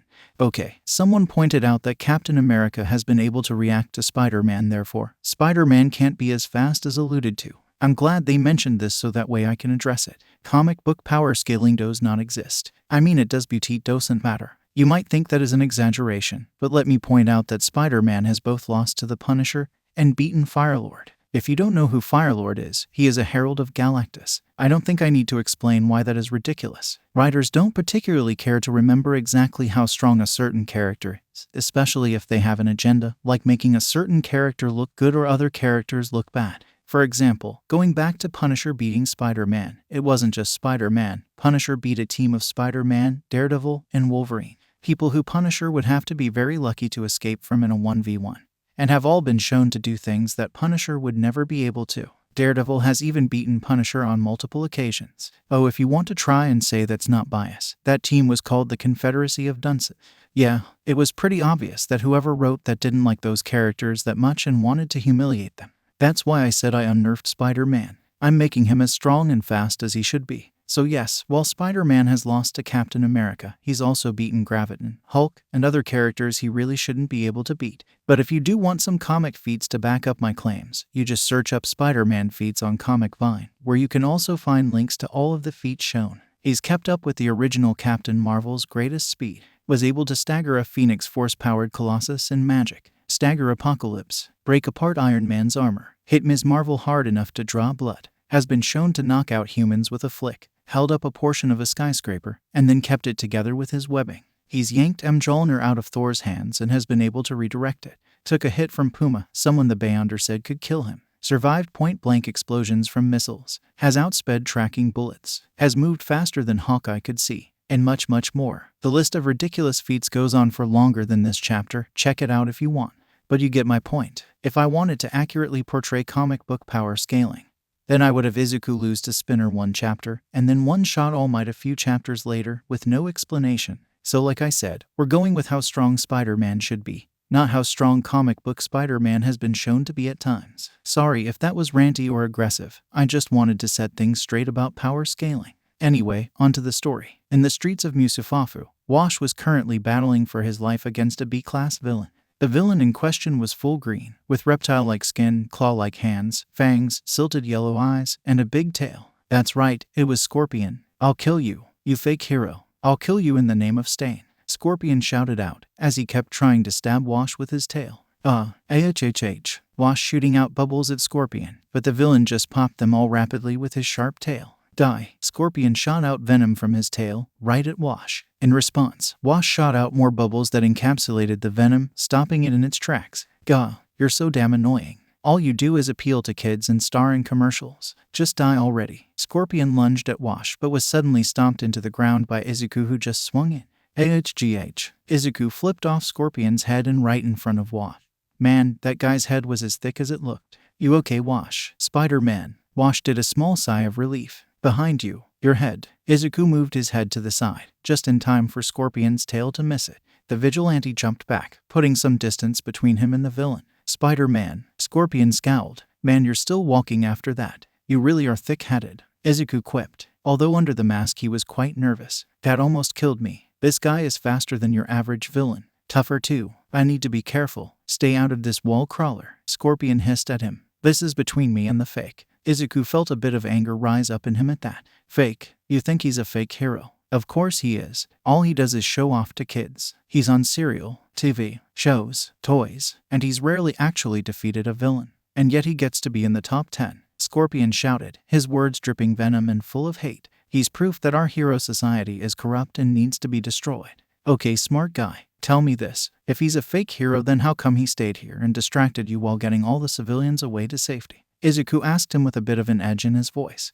Scorpion looked around and saw that the once crowded street was empty, and some people were in Wash's bubbles, being moved back behind a police perimeter. What? When did he? Like I said, he did it while distracting you. Even though he's not a combat-based hero, he's a support and rescue hero, which is why he hasn't taken down a lot of villains. Izuku explained firmly, his voice being loud enough to be heard by the people and the media behind the perimeter. But he knew that there were no other heroes in the area, so he risked his life to fight you on his own, something he is notoriously bad at doing, so that way he could make sure everyone around him got away. Does that sound like a fake hero to you? TCH. Scorpion recoiled back as if Izuku's worst physically hit him before he leaned forward, and his shock was replaced by pure rage. Why you? What? Can't handle being wrong? Izuku taunted. Because that's what you and your precious Stain are. Wrong. Even if there are some heroes that lower the standard and don't deserve the title, psychopaths like you two don't get to decide who is and isn't a fake. And you definitely don't decide that people should die over it. Shut up. Scorpion lunged at Izuku, and the green-haired teen got ready to fight. Spidey jump. Wash shouted from behind him. Izuku didn't know what Wash had planned, but he was a high-ranking hero, so he thought it was best to go along with it. He jumped high into the air, allowing Wash to shoot out a giant bubble at Scorpion that encapsulated him and floated him into the air. Enough of this. Scorpion popped the bubble, but now he was in a free fall, and he was a sitting duck. Izuku shot a web line at the villain, who couldn't dodge at all, and then slammed him into the ground, hard. Crack. Scorpion smacked face first into the ground so hard that it broke apart the road. Gee-gaw. Little Scorpion tried to pull himself up, but as he did, Izuku yanked the line forward, causing him to fly right into Izuku's fist, promptly knocking the villain out cold. See what I mean? He does support, and I'll have you know, he's really good at his job. Izuku said out loud. Thanks for assisting Spider-Man. I was in big trouble there. Wash told him. Yeah, you're welcome, but aren't you gonna try and arrest me? Izuku nervously scratched the back of his head. He'd said all that good stuff about Wash, and he didn't want to make him look bad by easily escaping him. Didn't you hear? I'm a support and rescue hero. I don't do combat well, Wash told him as he walked away. Just as Izuku was about to swing away, the media stormed in and went right for Izuku, making a dense crowd around the poor teen before assaulting him with questions. "Spider-Man, why did you become a vigilante?" asked one of the reporters. "Why not use your powers to become a hero?" asked another one. "Who are you under the mask?" asked one bold and kinda stupid reporter. They kept pelting him with questions, and Izuku briefly became overwhelmed before regaining his composure. "Calm down, Izuku. You're not weak, timid Deku right now. You're the strong, confident Spider-Man." Izuku took a deep breath before turning his Spider-Man persona back on. Hey, one question at a time. I get everyone wants a piece of me, but there's only so much to go around." Part of him wanted to just swing away. But if he wanted to get a hero license, he had to be popular, and the press might help him with that. So he'd answer a few questions and then leave. "Where did you get your gear?" asked a female reporter. "One day you go from barefoot with a shabby costume, and then next day, this. What happened?" Oh, boy, was a certain someone waiting for this question. That'd be all thanks to the Tinkerer, a support gear prodigy working exclusively for vigilantes. Izuku answered, trying to make it sound like an advertisement to appease Niku. "So if any other law-enforcing lawbreakers want to get themselves a spiffy new costume, get in touch." The press sure ate that up. The idea that there was a secret dealer for vigilante support items was a juicy piece of news. "Earlier we heard you defending Wash's honor. What are your opinions on pro-heroes?" asked another reporter. "Defending Wash's honor. It was never in danger. What, just because that chucklehead said some rude nonsense? I've seen more valid criticisms of heroes in a YouTube comments section. If we acted like every time someone said something like this it put someone's honor in danger, then everyone would have their honor in danger at all times," Izuku said, easily dismissing Scorpion's words. "And what do I think about heroes? They're great. They save people, they stop villains. What's not to love, even if they try to arrest you?" a reporter asked. Izuku shrugged. "They're heroes. I'm a vigilante. What are they gonna do? Not try and arrest me? As much as I would appreciate it, I have to be realistic here. What do you think about Stain's ideology? About how some heroes don't act in ways befitting of their titles?" asked another reporter. Izuku paused for a second to think about this. When he'd first heard about Stain's ideology, he simply brushed it off as the mutterings of a lunatic. And while he did still think Stain was a lunatic, Bakugo's death had opened his eyes to the possibility that maybe heroes aren't all infallible. And his time as Spider-Man only helped further plant that idea in Izuku's head. "No one is perfect," was Izuku's conclusion. "The world likes to portray heroes as if they're gods, untouchable, infallible, and unquestionable. But they're not. They're human above all else. So like every other human,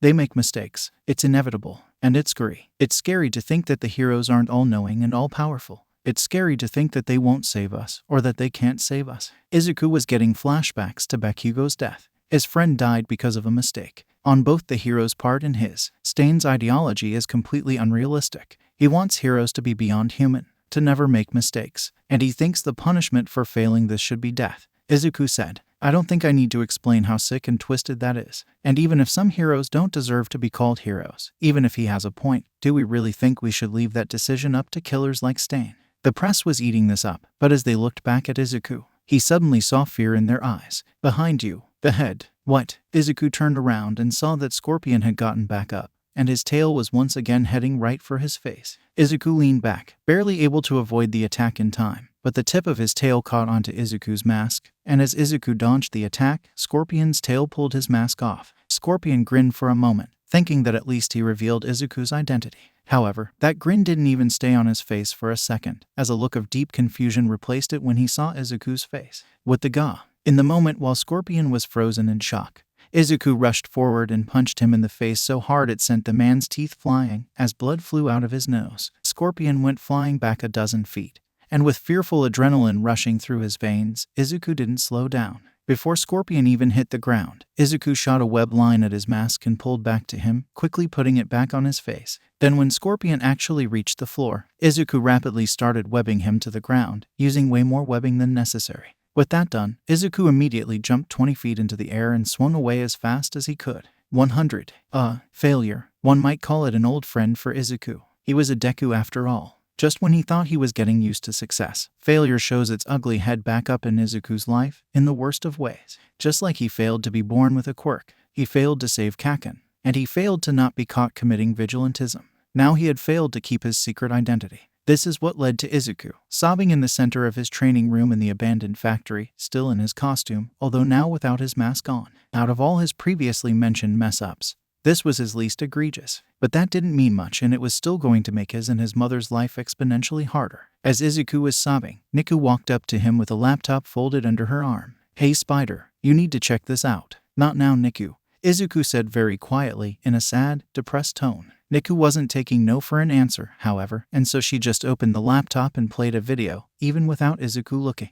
Breaking news. Earlier today, a villain known as the Scorpion attacked the rescue hero Wash. The newswoman said, the hero fought valiantly against the villain, distracting him while getting all the surrounding people to safety. Things were looking dire until the vigilante Spider-Man showed up and defeated the villain. However, as he was surprisingly addressing the press for once, the villain got back up and removed Spider-Man's mask. Izuku cringed as he heard that. "I should have webbed him to the ground. I got too reliant on my spider sense." However, much to everyone's surprise, there seemed to be nothing underneath. The newswoman finished. Izuku's eyes widened in shock when he heard that, and his head turned so fast to look at the computer it was surprising that he didn't break his neck. There on the news was him without his mask on, but instead of his face being there, it was seemingly just empty space. He saw his headless body take down Scorpion and put his mask back on before webbing up Scorpion and leaving. Niku rewinded it to the part where Izuku had just lost his mask and paused it, allowing Izuku to gaze at the image in shock. "So I'm guessing you didn't know you could do that?" "What? No, I what?" Izuku had been competently shaken out of his depression and was now completely in shock. Since when could he turn invisible? Since when could spiders turn invisible? "All right, do it again," Niku demanded. Huh. Izuku was caught off guard by this sudden demand. "Go invisible," Niku repeated, about more aggressively. "I'll need to adjust your costume, so I need to know what I'm working with." Izuku just looked confused. He had no idea he could even do that, let alone know how to turn it on and off. Niku sighed and started digging through her lab coat pocket. "I thought this might be the case." And then she pulled out a gun and pointed it at Izuku's face. "You have 2 seconds, she told him, her voice dead serious. "Wait, there's no way she's gonna." Izuku's thoughts were interrupted by his spider sense going off. "Oh my god, she's serious." Just as Niku was about to pull the trigger, Izuku's head turned invisible. "As I suspected." Niku pulled her finger away from the trigger. "It seems your invisibility is not something meant to be done on command, but rather it's a self-defense mechanism your body activates automatically when it feels it's in extreme danger."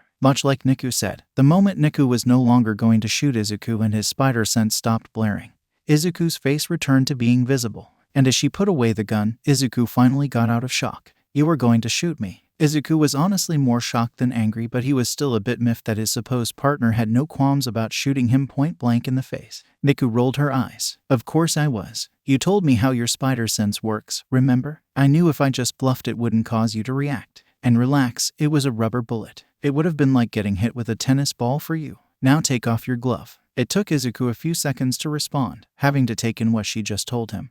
But he did hesitantly comply and removed his glove, exposing his hand. "All right, now, try and remember that feeling of danger and panic," Niku instructed him. Izuku closed his eyes and tried to remember what it was like. His mask was coming off. Behind him was an army of press. It was over. His secret identity was out. He'd made another massive mistake. "You're doing it. It's flickering," Niku told him. Izuku opened his eyes, but in doing so, broke his concentration, and all he saw was his perfectly visible hand. "All right, now try it again. This time with your eyes open," Niku instructed. "All right." Izuku stared at his hand and tried to focus on another stressful, anxiety-filled memory. This time he went back to the alleyway where he encountered Eraserhead. Just when he realized that a hero had seen him committing vigilantism, he thought his life was over, that his dreams had been firmly crushed, and that he had broken his promise to Kaken. And that's when his hand vanished. It was only for a moment, because when Izuku saw this, his concentration broke, and therefore his hand immediately turned visible again. "Okay, looks like you can trick your body into thinking that it's in danger. However, it looks like this requires extreme levels of concentration,"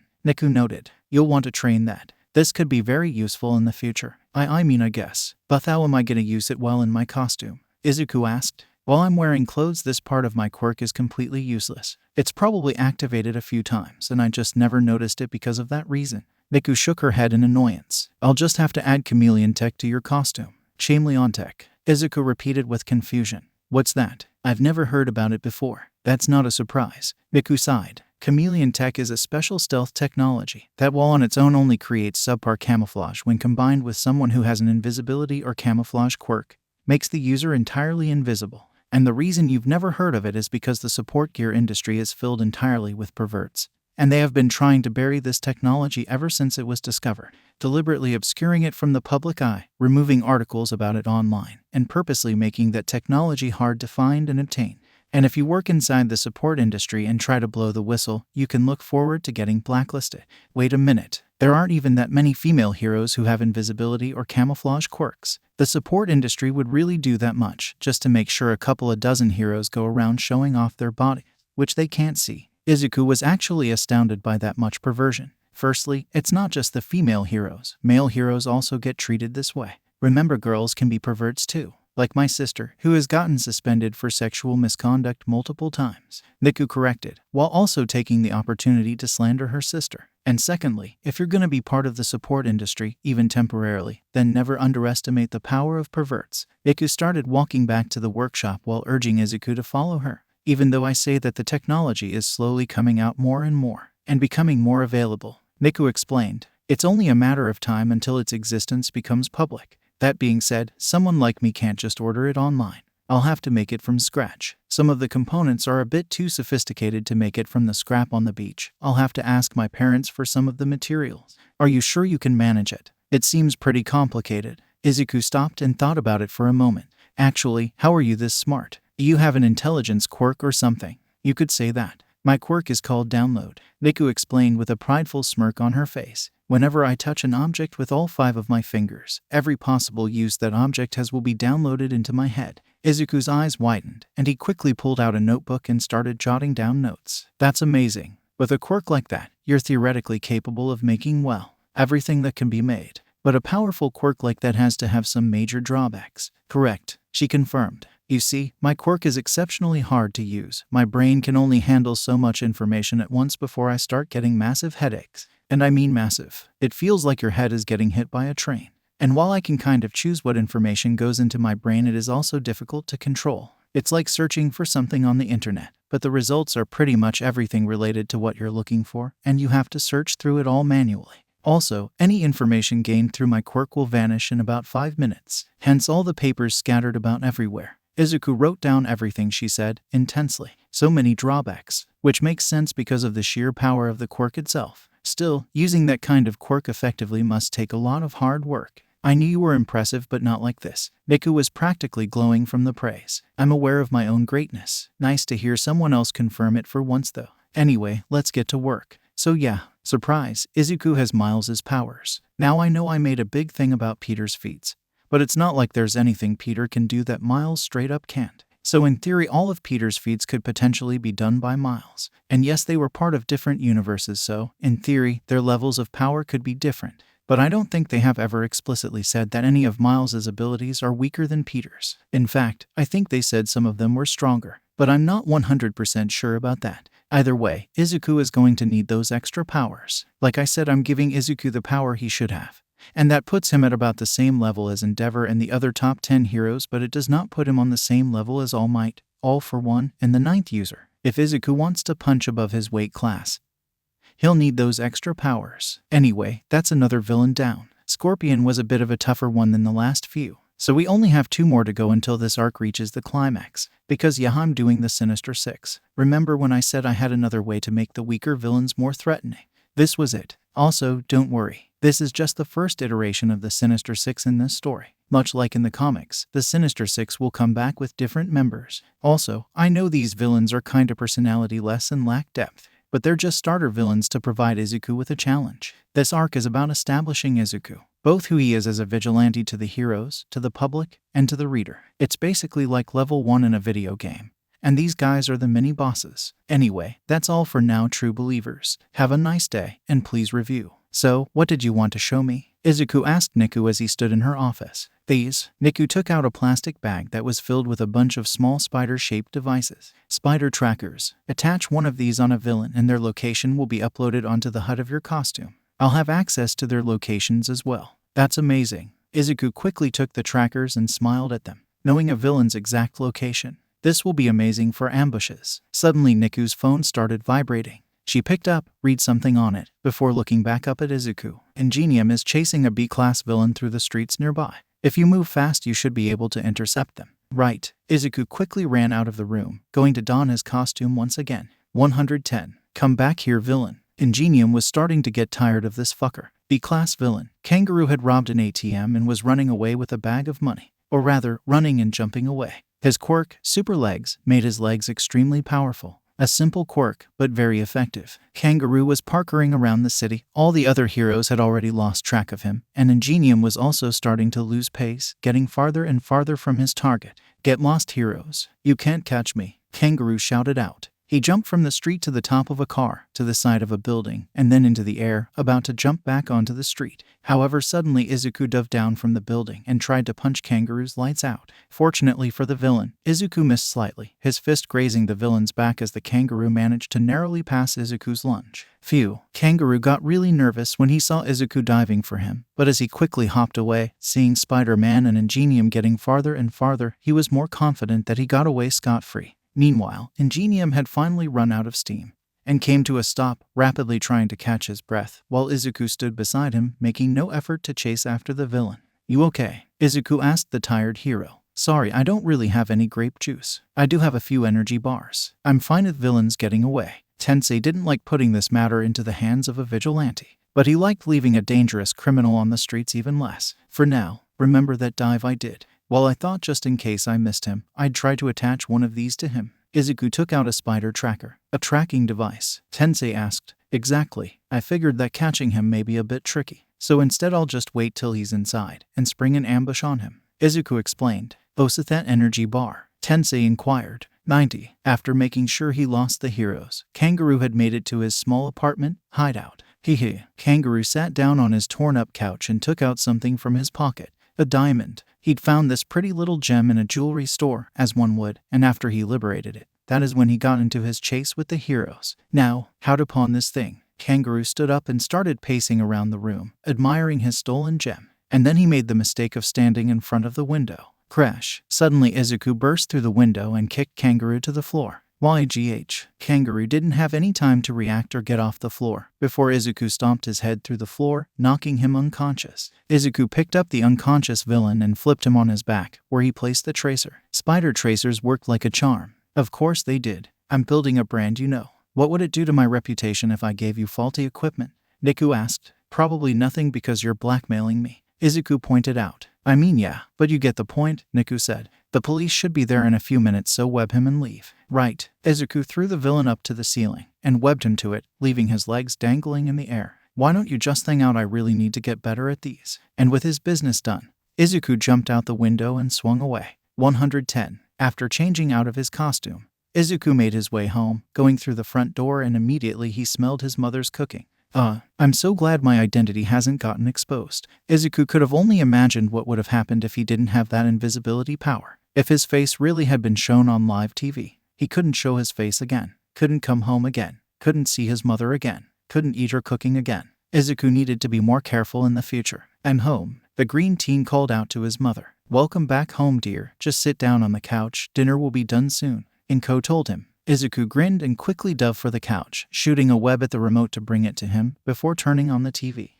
to watch the news. Breaking news. B-class villain Kangaroo had committed a robbery. During his escape, several heroes had attempted to give chase, most notably Ingenium, as well as the vigilante Spider-Man. However, while the villain did seemingly escape, he was later captured by Spider-Man. How Spider-Man tracked down the villain was revealed in an interview with Ingenium. The camera switched to show Ingenium on the streets, talking to a reporter. Yeah, so apparently Spider-Man has tracking devices. Probably made that Tinkerer person he was talking about. Guess the Tinkerer is no joke, Tensei said. Sir, witness report that you made no attempts to stop or capture Spider-Man when he arrived. Why is that? One reporter asked. I was already exhausted. And he is Spider-Man, not someone you want to try catching when you're not at 100%. He explained. It's been noted that many other heroes have also not pursued Spider-Man, instead choosing to ignore this vigilante. Do you know why this is? Another reporter asked. Well, Tensei sighed. That comes down to a few reasons. Firstly, do you know how fast Spider-Man goes? The guy can outrun most cars and some trains, both on foot and with his webs. Most heroes can't go that fast. And secondly, he can maneuver through the air. A lot of heroes just can't reach him. And when you combine that with his ridiculous speed, and it means that like 70% of heroes just can't catch him at all. And let's say you do catch up to him. Then what? You then have to subdue a guy who deadlifts buses and move like a bullet. Also, I heard he can turn invisible now. Not really sure what's up with that, but we can add it to the list of things that make Spider-Man hard to catch. Add that all up, and you can see that the vast majority of heroes just don't have a way of dealing with him on their own. So they have to ask themselves if it's worth it to try and go catch him. You don't think catching a highly dangerous, high-profile vigilante like Spider-Man is worth it? Asked another reporter. Honestly, for most people, Tensei answered, knowing very well that he was going to be hearing about this statement for a while. Listen, if you're All Might, or Endeavor, or Hawks, then yes, you should go out of your way to take him down, because they're capable of doing so. But for most heroes, chasing him down is a waste of time, because you're not going to catch him. And as a hero, if you waste time, people could die. And it's not like Spider-Man is much a menace anyway. He's never killed anyone, never let a civilian get hurt during his escapades, and has caused very little property damage during his fights. Really, the most damage you can say he's caused is to the villains themselves, with many of them having broken bones as a result of his punches. But considering what we've seen of his strength, the fact that he hasn't killed anyone speaks to his skill. And it's a huge shame he became a vigilante, because I easily see someone like getting into the top 10. Izuku was so torn when he heard this. On one hand, holy crap, Ingenium was praising his skill, and had even said he could have gotten into the top 10. Could have. Of course, Ingenium was still looking at him like a vigilante. A highly skilled and powerful vigilante. Someone the heroes would have to take down. He was still far from the point where people were crying out to let him into the hero course. Izuku knew he still had a lot of work ahead of him. 110. AHHH. Help. Help. Crash. GAH. Kamui Woods screamed out in pain as he was smashed through a building and into a car. Ugh. Kamui was covered in bruises and cuts, including a big bleeding gash in his side, and several parts of his costume were torn and broken. In other words, he had taken quite the beating. And the one who had given him that beating was currently climbing through the building he just punched through. He was 8 feet tall, with an entirely gray and extremely muscular body. He wore only a pair of brown shorts, and he had a huge horn on top of his head. This was the rank villain, Rhino. "You dead, hero," Rhino shouted out as he stamped his foot and got ready to charge. Shit, Kamui cursed as he tried to pull himself up. But Rhino was already charging at him, and as he came closer, Kamui only saw death approaching. THWIP. And suddenly, a web line hit Kamui's chest, and he was pulled into the air, narrowly avoiding death at the horn of Rhino, as the villain ran through the car, tearing it apart, before he slammed into the opposite building, going right through it like a wrecking ball.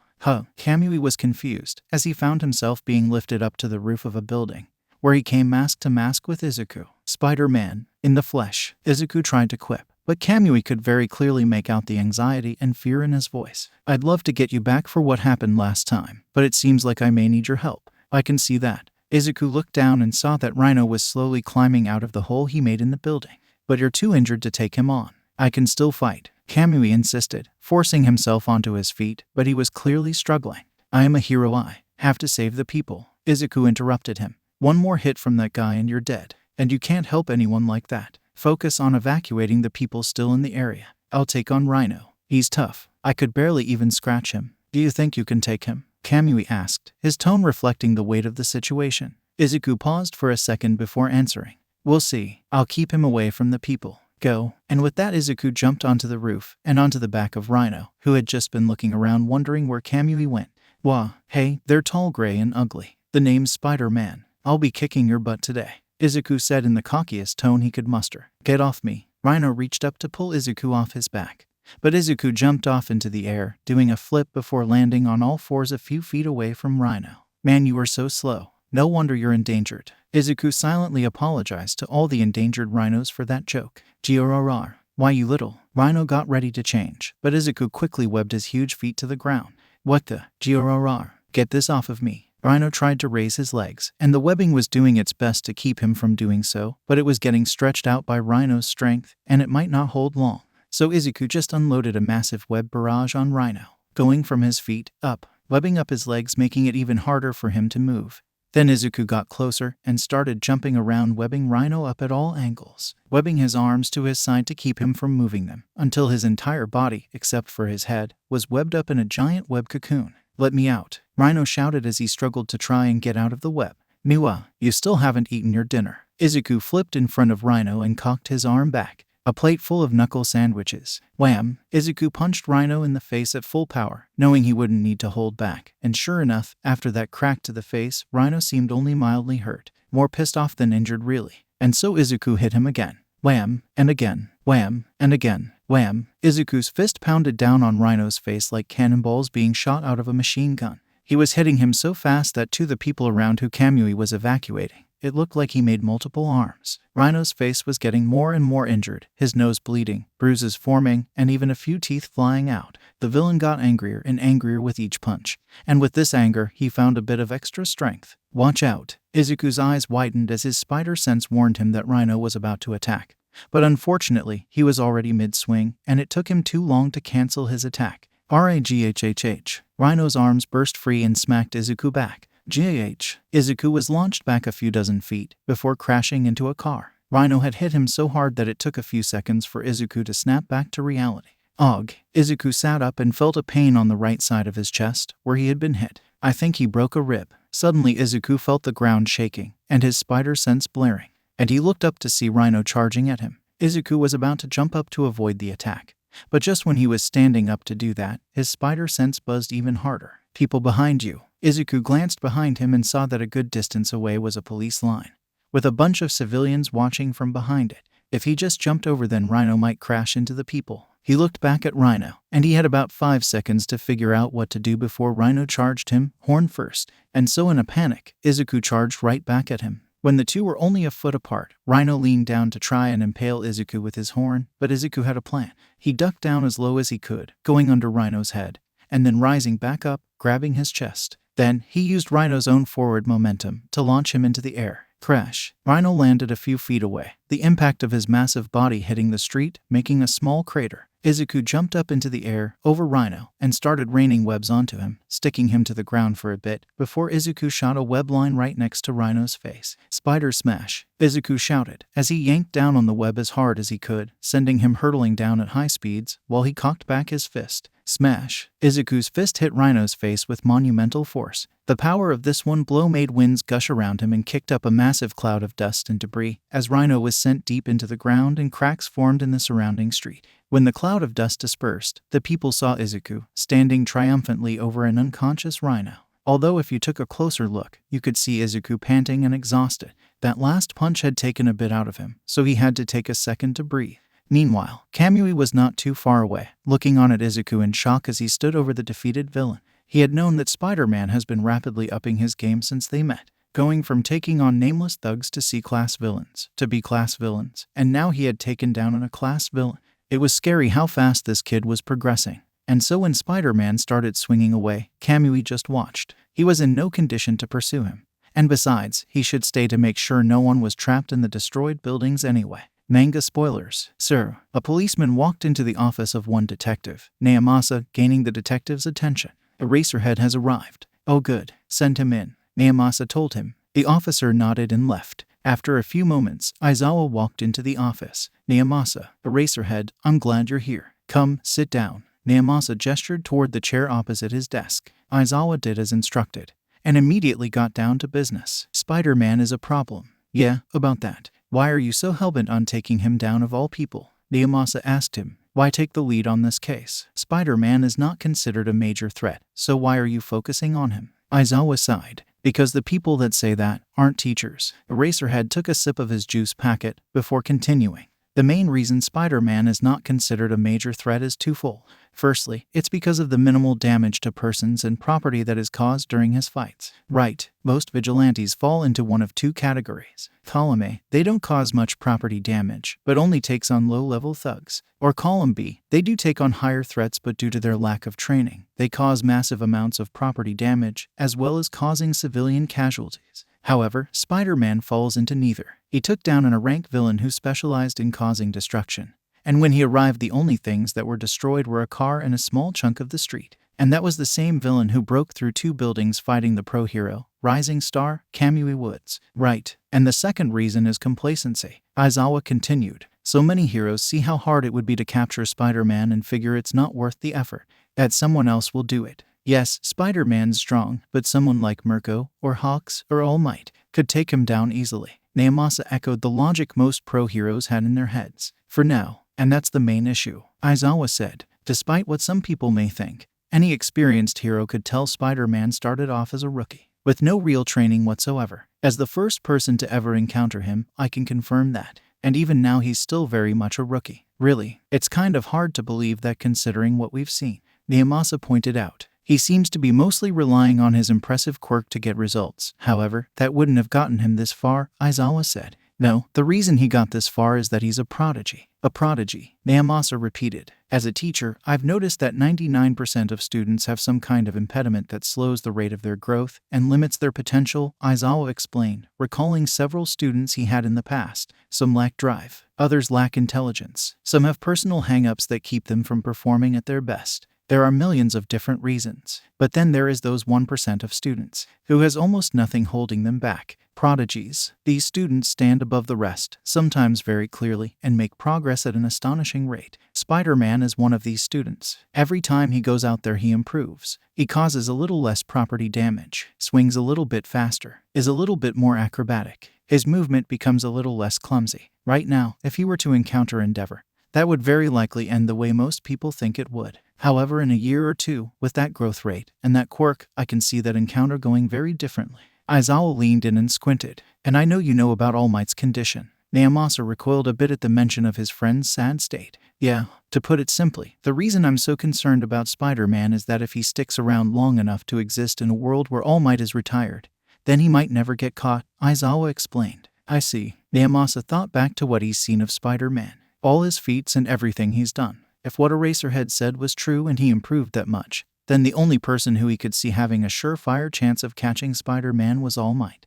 and the window of time for that to occur was closing. But that wasn't his main concern, and Aizawa knew it. All right, now it's my turn, Eraserhead told him. Why are you so concerned about Spider-Man? You were the one who called me here after all. Right. Naomasa started digging in one of his desk compartments. Have you heard about the increase in PVA?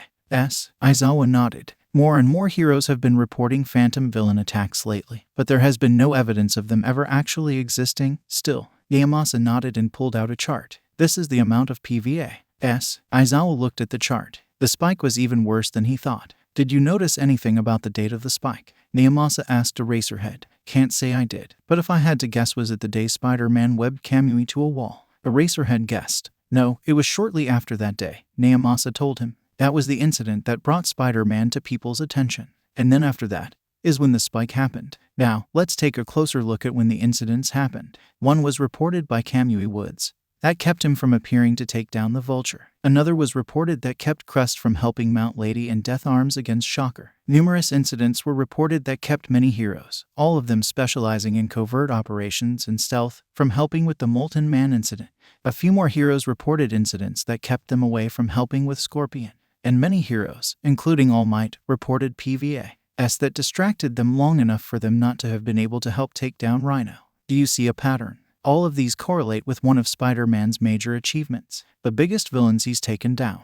Aizawa realized, except Kangaroo. Yeah, there weren't any PVAs when he was around, but that's part of my theory. Naomasa took a sip of his coffee before continuing. Ever since Spider-Man showed up, not only have PVAs spiked, they've been centered around him. If you've noticed, the only heroes that show up to fight these villains have been the ones whose quirks match up badly against them. This allows Spider-Man to swoop in and look good to everyone. So you are speculating that Spider-Man is somehow connected to these attacks, coordinating with whoever's behind them to make himself look good? Aizawa asked. Naomasa shook his head. While I'm not saying that's impossible, I don't think Spider-Man is actually in cahoots with whoever's behind these attacks. Aizawa raised an eyebrow. And why no? Firstly, there were PVAs before Spider-Man appears. Spider-Man had also been doing smaller work, and none of that was connected to the PVAs, Naomasa explained. And more so, if Spider-Man was only in it for the fame, why become a vigilante? With a quirk and potential like that, getting into UA would have been a piece of cake. He'd have gotten more popular as a hero than a vigilante, and it would have been 100% legal. Maybe a lack of patience, Aizawa suggested. Many vigilantes suffer from those issues. I don't think so. If you look back at Spider-Man's greatest victories, many of them have shown his ability to think tactically, Naomasa pointed out, and his tracking of Kangaroo, and his perfect handling of the hostage situation with Molten Man have shown he possesses at least an adequate amount of patience. If he was only doing this for attention, then he would have become a pro hero. But he didn't. I don't have an explanation on why he would become a vigilante. I do, Aizawa interrupted. Naomasa gave him a confused look. Eraserhead looked down, seemingly almost regretful. I was one of the first people to see Spider-Man, if not the first, and I think I saw him in his natural state. A scared, nervous child that's way over his head. He still is that, even now. He put on an act of confidence and bravado. But if you look close enough you can see the cracks in his facade. I don't think he had any intention of being a vigilante when I first found him. No, by the way he acted, the way he talked, and even the way he was dressed. I think he was just a kid that heard someone screaming for help and couldn't bring himself to just run away. I think he wanted to be a hero, but when I caught him, he thought all hope was lost and decided to be a vigilante instead. So in the end you could say Spider-Man was my fault. And that's the real reason you feel so driven to catch him. Neomasa sighed. You really couldn't have let the kid go. We could have had the next #1 hero and instead, we have this. I don't make exceptions when it comes to enforcing the law, especially not based on quirks, Aizawa said. But if I had the chance to do it over again, I would have let him go. There was a small moment of silence between the two men as they reflected on what could have been. Regardless, Aizawa was the first to break the silence. Spider-Man has to have something to do with this. The correlations between the two can't just be a coincidence. You're right, but I don't think it's about making Spider-Man look good. I think someone is using Spider-Man to try and destabilize hero society by making heroes look bad. Neomasa speculated. Aizawa gave him a skeptical look. I know it may seem like a bit of a stretch, but I have more proof. Neomasa told him. Have you noticed that Spider-Man hasn't been receiving the normal amount of hate or disdain that many of the less subtle vigilantes receive? Yeah, I wouldn't say a ton of people support his actions, but there are a lot fewer people calling for his head than usual. Aizawa noted. Well, you can thank someone online, going by the name of Screwball. Neomasa showed our social media trackers have found this person, gathering Spider-Man supporters, mostly people who have been saved by him. And under her leadership they've been going around the internet, drumming up support for Spider-Man while suppressing hate. Okay, so he has some eager fans. That's to be expected given that he is one of the most prolific vigilantes in history so far. Aizawa shrugged. But that's not the only thing she does. Screwball is also well known on the internet for being against the hero system with a lot of anti-HPSC sentiments. Neomasa revealed, and she's been trying to get others to share her mindset, although she's had little success so far in that department.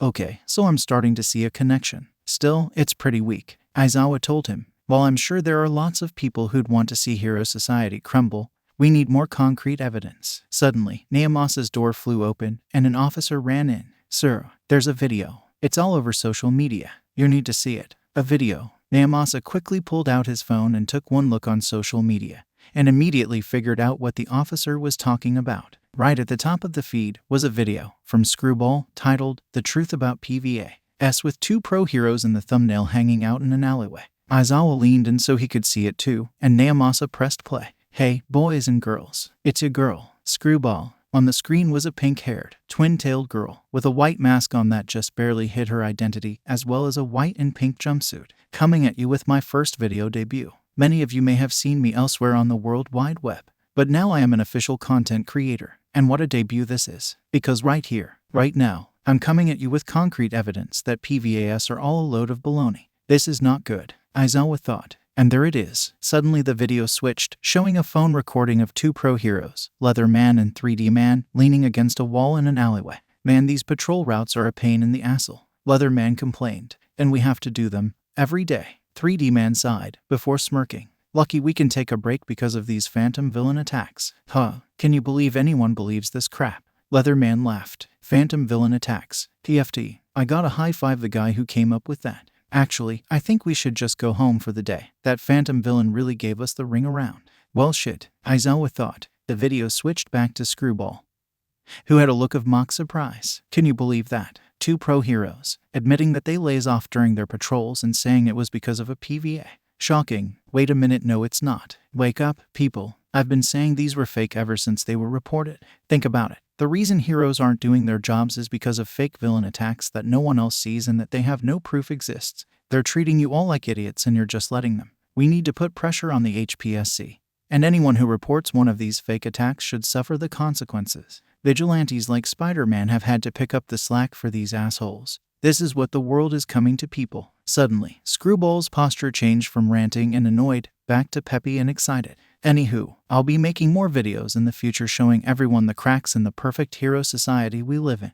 Until then, see ya. And with that, the video ended. Well, looks like your theory has a bit more behind it now, Aizawa said. Although I doubt she is the mastermind behind all this. No, she's either unconnected, Naomasa paused. Or she is a part of something much bigger. 90. Outside of the city, in the middle of nowhere, was a large, yet unassuming house. Old, seemingly abandoned, and separated from the rest of the world by a brick wall covered in thick vines. But all of this was but a ruse, an illusion projected to those outside. If you traversed past the walls, you'd see the place for what it really was. The house was the size of a manor, and not only was it not old, but it was also extremely high-tech, and it was definitely not abandoned. Deep inside the mansion, in the study, was a man wearing a peculiar costume. He donned a full green suit that looked like it was covered in high-tech, but the two most notable parts of their costume were his big red cape and the fishbowl he had over his head. The man was sitting in an armchair, watching a projection that was being played in the center of the room. Anywho, I'll be making more videos in the future showing everyone the cracks in the perfect hero society we live in.